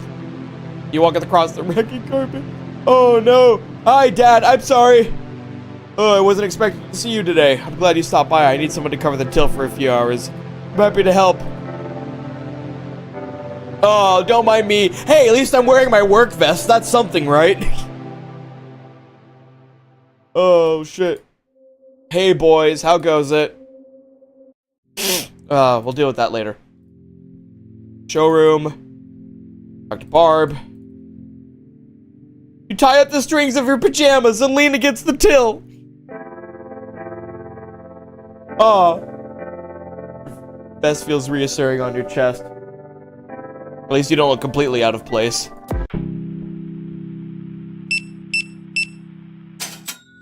Cool. Alright. Hey, great work out there, kiddo. It's past lunch and Barb can cover for you from here. Briefly smirks before craning down to unlock a drawer on his desk. For your time. And gives me a 20. Cool. Out back. Do we make friends with Jacob? Let's make friends with Jacob. Yeah, I think so too. Unless tags are just someone's name or like fuck cops or something. I wouldn't mind to at least be nice to look at. Imagine a main street vibrant with color, each decaying brick wall writhing with artistic intent. That is really nice, actually. An indecipherable smile bubbles on the surface of his expression. I hope you don't mind that we did this. I know it's your dad's store. Alright, no, lose the graffiti. Come on, really? Fuck this noise, let's go. Go ahead and keep it. Then we'll deal with it later. Sounds like murmurs of an enthusiastic phone conversation echo inside, but no effort to let you in. It's busy and you already finished your shift. You should go. Okay.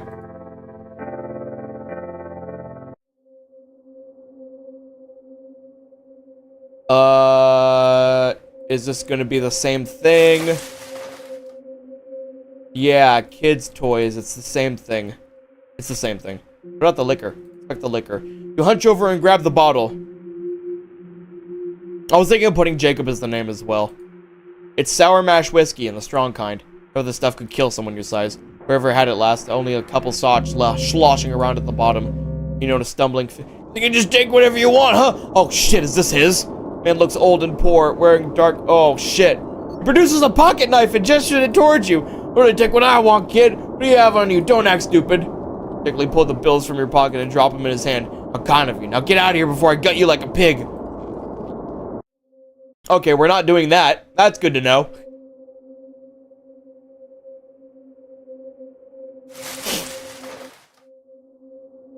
Alright, well, don't mess with that guy.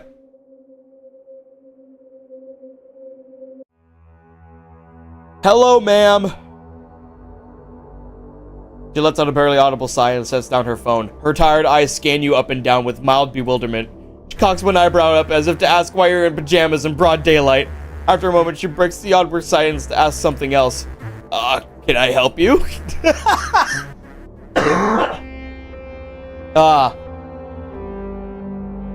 What do you know about the laundromat? What do you know about... Oh, that's the same. What do you know about my dad's store? What do you know about the church? What do you know about the forest? What do you know about the forest? What's bad about the forest? What do you know about the forest? Can you just drop it already? Really don't want to talk about it anymore. Okay. See if anything's new. Nope, nothing new. Okay. Can I buy a snack? Look through the chips and chocolate until you see something vaguely appetizing. Large bag of off-brand beef jerky. Seems fine enough. That cost $20? As you crack the seal, a noxious scent erupts from the area bag. Particularly sweet and nauseating. Smells like decomposition. Immediately close the bag and stuff it away. No longer hungry. Okay. I guess we have bad jerky.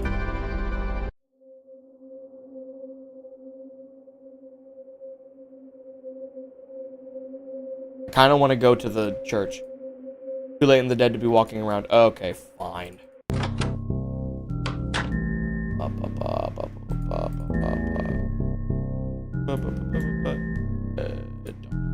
I'm fine. Make a sandwich. You're not hungry anymore. Okay. Apparently, one sandwich is enough to feed you for the entire day. Can I go into the... With a click, the door opens easily. Ooh! Yeesh! Stepping across the dusty carpets, you look along the barren blue walls. You're supposed to be in the process of moving out. Everything is in boxes except for his mattress. Including Eric's Pong sat by the window. He reeks in his half full of muddy brown water. Why isn't your mom clean this up?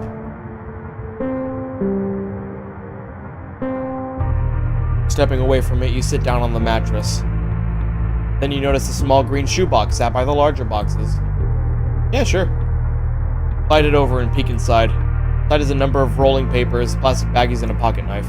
Pick up the knife and fold it open. It looks to be sharp. Ah, we have a knife! As you stuff the knife in your pocket, you notice a note at the bottom of the box. Without hesitation, you read it. Happy birthday, Munchkin. Packed you an extra brownie for lunch. Enjoy. Love you. Must have kept this from when he was a little kid. Aww. When you're depressed, yeah, one sandwich is enough. That's fair. You feel nostalgic as you think of the packed lunches your mom made you both. Drop the note and put your head in your hands. After a moment, you stand back up and leave the room. Okay, we can get a pocket knife from there.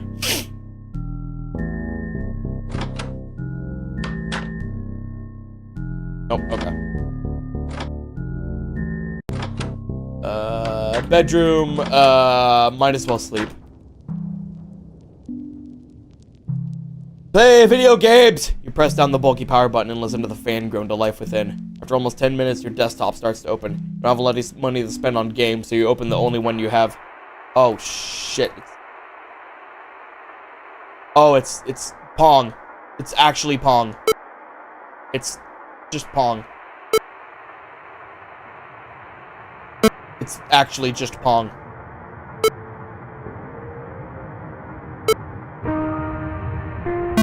Dude, this has got to be like number 5 on Steam top sellers. Secret ending for beating Pong 2,000 times? Oh my god. Oh no! Take a second to wonder what the point of that was. You quickly realize hours have passed. Let's just go to bed. Okay, that's all the same. Get up, get dressed, leave. Mom's bedroom. Nope, okay, you can only search it once. Spare bedroom.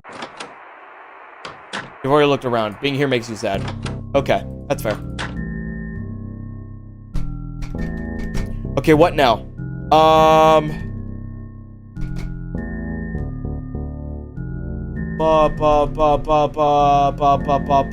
want to go to the church. Let's go to the kitchen. Don't talk about Eric. I feel fine. Make a sandwich. Ham and cheese. Into the living room. Head outside. Go outside. Let's wear a sweater. Let it down over your head and arms until you're engulfed into a sea of blue polyester cotton. It's warm and hooded, which makes you feel protected. Cool. Okay. North towards the park. The woods. After staring at the tree line for a few short minutes, you step toward it. Ooh! The dry leaves crunch beneath your feet as you trot confidently into the woods. What little sunlight leaks onto the trail is obscured by cloud and fog. It's fine, you have a knife. Yeah, exactly. That'll protect me against a bear. The sound of the rustling tree branches meld with cars passing by on the nearby county roads. Sapler and pine stretch out in front of you beyond what you can see. Forest monster weak to knife. Yeah, if it's really hungry, I've got the bad jerky. I'm sure it'll take that as well. The forest seems quiet, but whatever's out there is drowned out by the singing wind. Sapler, it's a tree. It's a type of tree.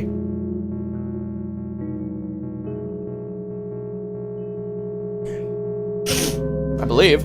Yeah, sapler. Sapler tree. Or is it just saplers?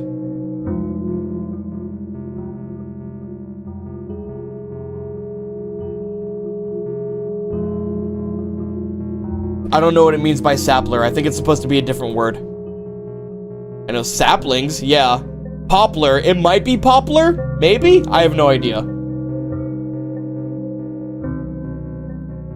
Sapler. I have no idea what sapler. Whatever. Birds soar in formation above your head. A chipmunk crawls up a nearby tree. Flies buzz around a carcass in the distance. There's a natural order here. A harmony that all the forest critters follow. It makes you feel like part of something greater than yourself. After stumbling down the trail, you notice a fork in the path ahead. Shouldn't trod too far. The fresh air is nice. Right, uphill, because that's where the church is. You'd use the height. The tall trees watch you trek deeper into the thicket. Ah! The trail winds up a small hill consumed by the thick overgrowth. In the middle rests a small brick Catholic church, paled with age. This church has been abandoned your whole life. Your entire life, you've seen this derelict church loom on the horizon. Take a seat on the steps and catch your breath after a long walk. The decrepit old building towers over you with dark vines twisted around its frame. All the noises of the forest can be heard from here. The cobblestone steps beg you to stay and drink in the view. You watch as the leaves above you flow in the wind like a rippling tide. Gray clouds roll westward across the sky and dim the weakening sun. Suddenly you notice you spent far too much time cloud gazing. You shouldn't sit around for too long. Oh, that was a lot of time. Inside church. The church door rattles as you bat the heavy padlock around with each push. You barely manage to crack them an inch apart, pushing with your full body weight. Slivers of light peek into the derelict pews. If you press your eye up to the door, maybe you can see inside. Well, now I don't want to, considering you've given me the option to peek or not. You bend down and peek into the darkness of the church. Ooh! Ooh, that's not good! Ooh, those are red pixels! Red pixels are bad! Your eyes struggle to adjust to the thick darkness that fills the inner sanctum. Wind howls desperate and cold, drowning out your own thoughts. That's the nope noise. Oh, it's just the wind. Don't worry about it. On the ground, barely reflecting the light from the door, you see a pool of red. A puddle of dried blood can be seen oozing from something just out of view. From who or what? Something here isn't right. Something in your gut makes you pull away. You won't be getting in there anytime soon. Anyway, you should probably get going. Cautiously, you step down the trail and hike your way back down the trail. Okay, so we need the bolt cutters. I wasted 20 bucks on the bad jerky. Damn it. Let's go downhill. It'll be easier to walk downhill. Tall trees watch you trek deeper. Oh!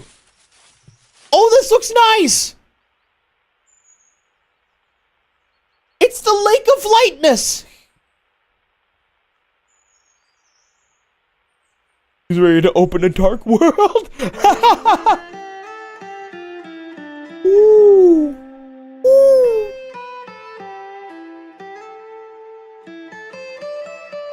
The trail winds downhill for half a mile before ending at a small sandy boat launch. This is where they pull the bodies from!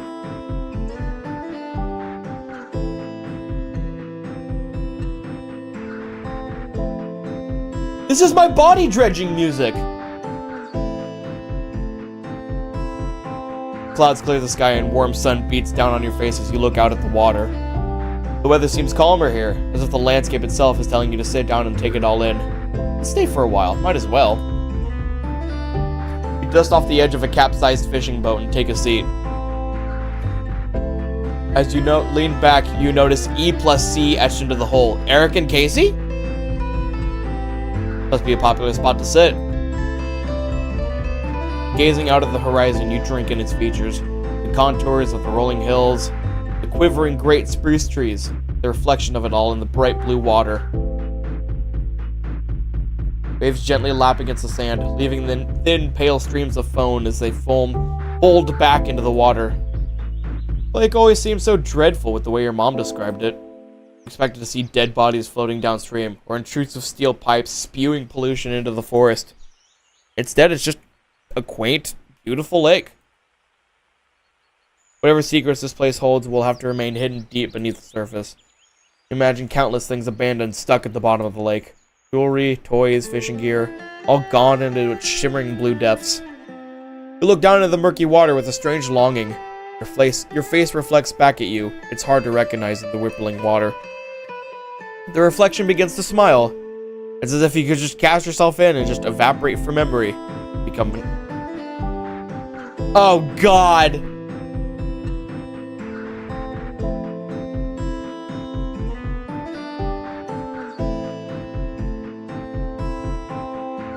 I hate you. I hate you so much.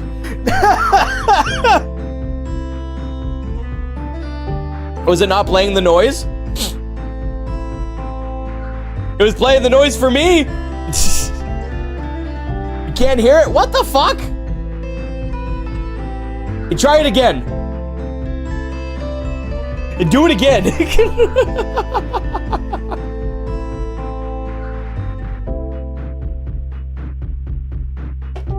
You just rickrolled me, you didn't rickroll the chat? That's unfortunate. I have to spend money now!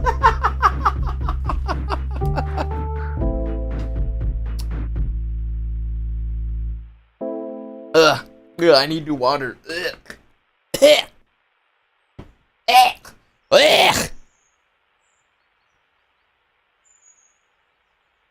Hold on.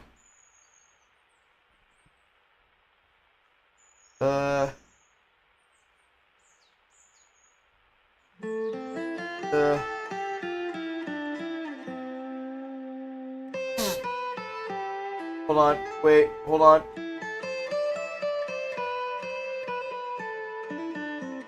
There we go. Ugh. That is water, you piece of shit!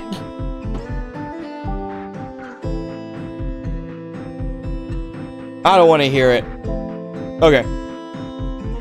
An inordinate amount of time passes before boredom creeps into your conscience, which makes you get walking again. Oh, it's getting dark. You should head back. Ooh, ooh, ooh. Back to the road. You've had your fill of nature. Time to head back. Skate park. Oh, image background skate park 2 not found. No, developer, I found a bug. The teenage boys have gone home by now. You appreciate the scenery for a short moment. Behold, the lake of darkness. Okay, whatever. There's nothing to see anyway.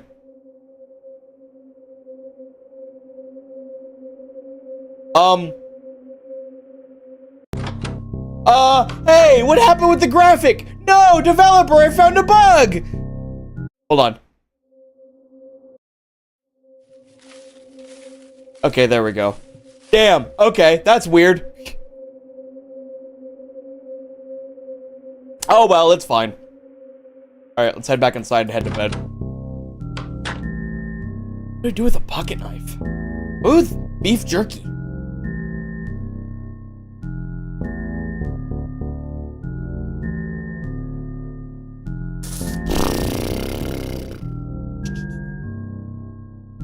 You stab a guy with a pocket knife. You can. That's true. What, so you can take the alcohol? What's Dad doing right now? Oh, what's up, kiddo? Not much, just hanging out. Could use a hand at the shop. I'm getting too old to rent. Well.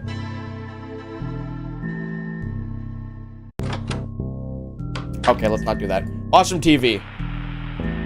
It starts talking about... Oh, it starts talking about the mole people. Okay. Interesting. Let's head upstairs and head to bed.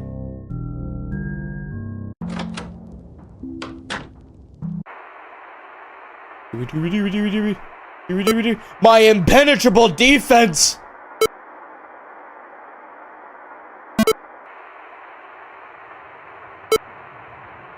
Come on. Come on, I'm ready. My body's ready. Come on. Yeah! Okay, cool.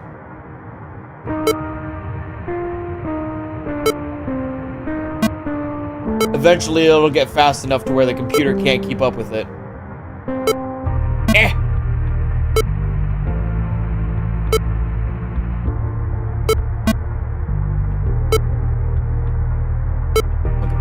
Go.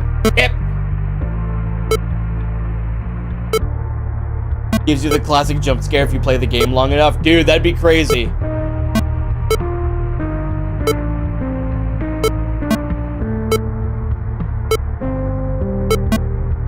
Come on. Come on. Ah! Win it, Pog! Winning didn't make you feel any better. Quickly realize hours have passed. Video games used to be fun. You recall playing racing games on the couch with Eric. Pog. I just haven't felt the same since. Alright, door slides open with a thud. Looking under piles of unfolded clothes, you find some... I've just been going to bed in work clothes and then waking up in pajamas. You toss your used outfit into the corner of your room and put on your PJs. Alright, let's go to bed, I guess.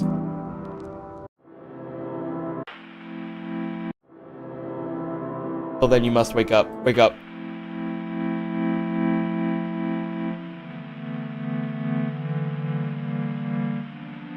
You know what's coming, don't you? But why do you toil? Masochism, morbid curiosity, doing it for the fans. Maybe you have a delusional ambition to heal this land. Pathetic little thing playing at heroism. How adorable. Dear God. I apologize. No matter, you've sealed your own fate. All that's left is the follow-through. Is this the third day?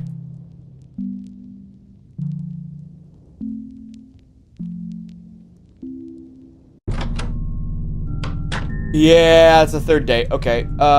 Mom? Yep, things are bad. What about in here? The room looks barren and undisturbed. Mattress and bong sit collecting dust on the floor. The room makes you uneasy, so you turn back to the hallway. Okay. This feels eerily familiar, despite the chaos in front of you. Maybe recalling a nightmare from your past, you step carefully down the stairs.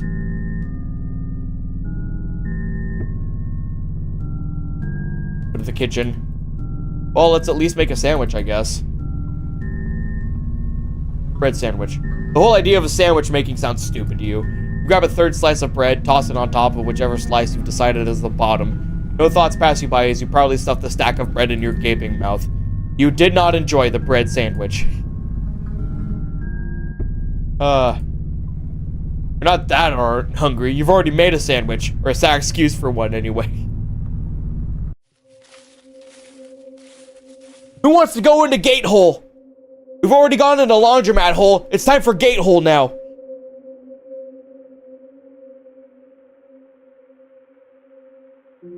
Gate hole! I guess we're gonna go in shed. The heavy wood door groans as you walk inside. The shed is damp and rotted from years of abandonment. Your mom doesn't seem to care about the gardens anymore. Bigger things to worry about. All that's left here is a few bags of mold. I basically cornered myself. Why would I do this? Why'd you come out here? Ah! Suddenly your blood turns cold. Something is pounding on the other side of the set door. The door violently shakes as it rings out like a bell. A bell that tolls for thee. Whatever broke into your house is out there. You only have seconds to act. Barricade the door. You put yourself behind the workbench and with all your strength push it in front of the door. Hopefully that will help. What should you do? Find a way out. In the panic, your eyes dart across the shed. The rotten, moldy wood spins around you as your heart continues to race. Eventually, your eyes land on the steel crowbar resting in the door. The window! You heave the crowbar up over your shoulder and strike a pose like a baseball player. One wide swing and your freedom will reveal itself. Spend what feels like hours wriggling out of the jagged glass before collapsing onto the grass. Cold immediately seeps into you as you notice the glass shards dug into your skin. Ooh. Fueled by adrenaline, you push yourself off the blood-soaked forest floor.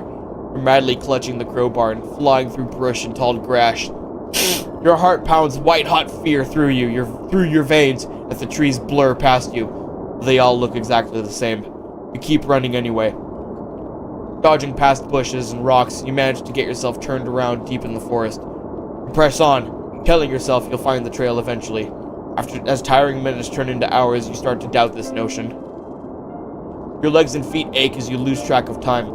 The forest grows darker each passing moment, making it harder to orient yourself.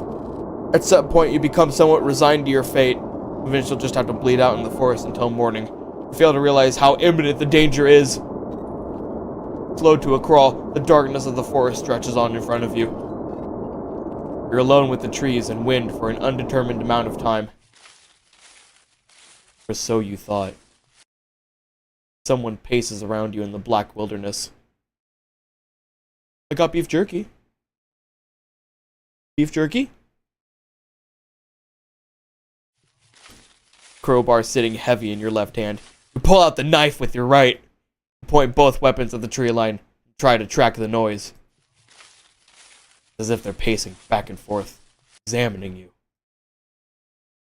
Stare off into the pitch black, waiting for something horrific to reveal itself. Oh, without hesitation, it limps into the light. Your breath gets caught in your throat as your grip tightens. Motionless, it stares from the edge of the dark like an apparition. Try and attack it? No. I wait for it to come out and then it attack. No. Oh, I see. Right. In a flash, you turn it and attempt to sprint away. Hold on, I'm gonna save. Within seconds, it's caught up with you. It swipes at you with immense strength. The force brings you into the air. You find yourself disoriented, collapsed against a tree. An explosion of heat. Your spine screams as you get back up. You pay it no mind and sprint directionlessly into the woods. Lungs ache with each step. Nonetheless, you run. Stumbling across an uneven ground forces you to stop in a clearing. You pat your side, covered in blood and wooden debris. Lightheaded, you try to wipe it away, but it only caused more damage. Trying one last time to push on, your exhaustion catches up to you. Feels like someone threw a weighted blanket over you. You collapse in the grass, still barely awake. Desperately, you try to keep yourself conscious. The only thing you're aware of now is your slowing pulse, until it stops. It was only a few moments after that when everything else stopped too. Ah, shit. Well, okay. Well, that's unfortunate. Okay. Go ahead and load this one. We're gonna try and attack it now. Adrenaline fueling your motions. You charge toward the creature. Swing wildly at the face in the dark, throwing yourself off balance. Your strike collides with a wet thump as you fall into the dirt. Lightly dazed, you pull yourself to your feet. You look down at what's left. Mom! Your mom lies dead on the ground. A large oozing gash weeps from her skull. Oh!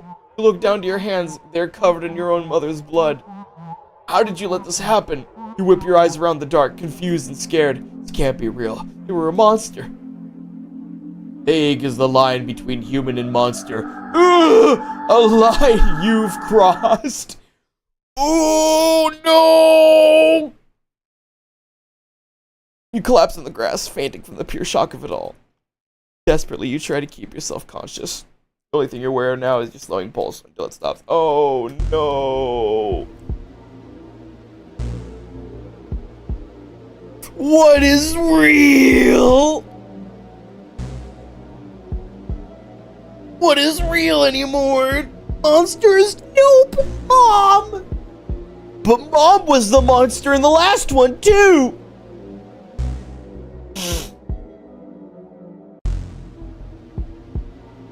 Oh, man. Okay.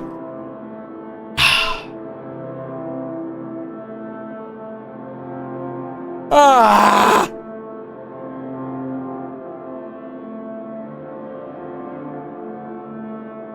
No. Okay, well. I hit the mustard, bro. If it were all the monster inside. Oh, man.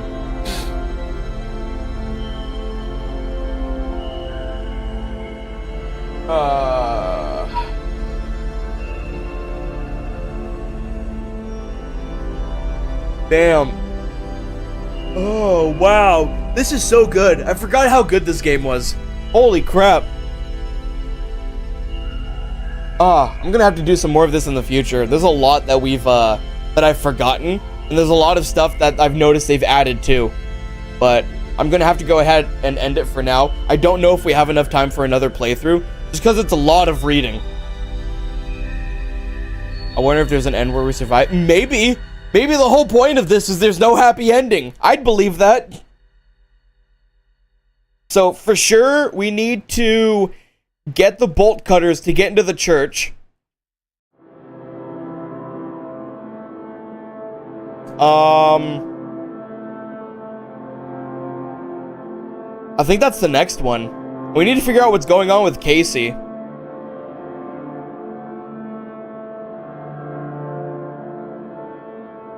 But yeah. I did not know how good this was when Dude, legendary Steam Discovery Poll. Absolutely. I'm so glad you showed this to me. I'm really enjoying this so far. But we're gonna have to do another one of this in the future.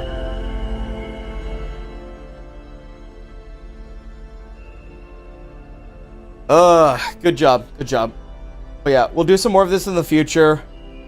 Maybe next week, but we'll see. We'll see how next week goes. But that's gonna be it for this one. Thank you everybody so much for joining, and I'll see you guys in the next stream. Bye guys.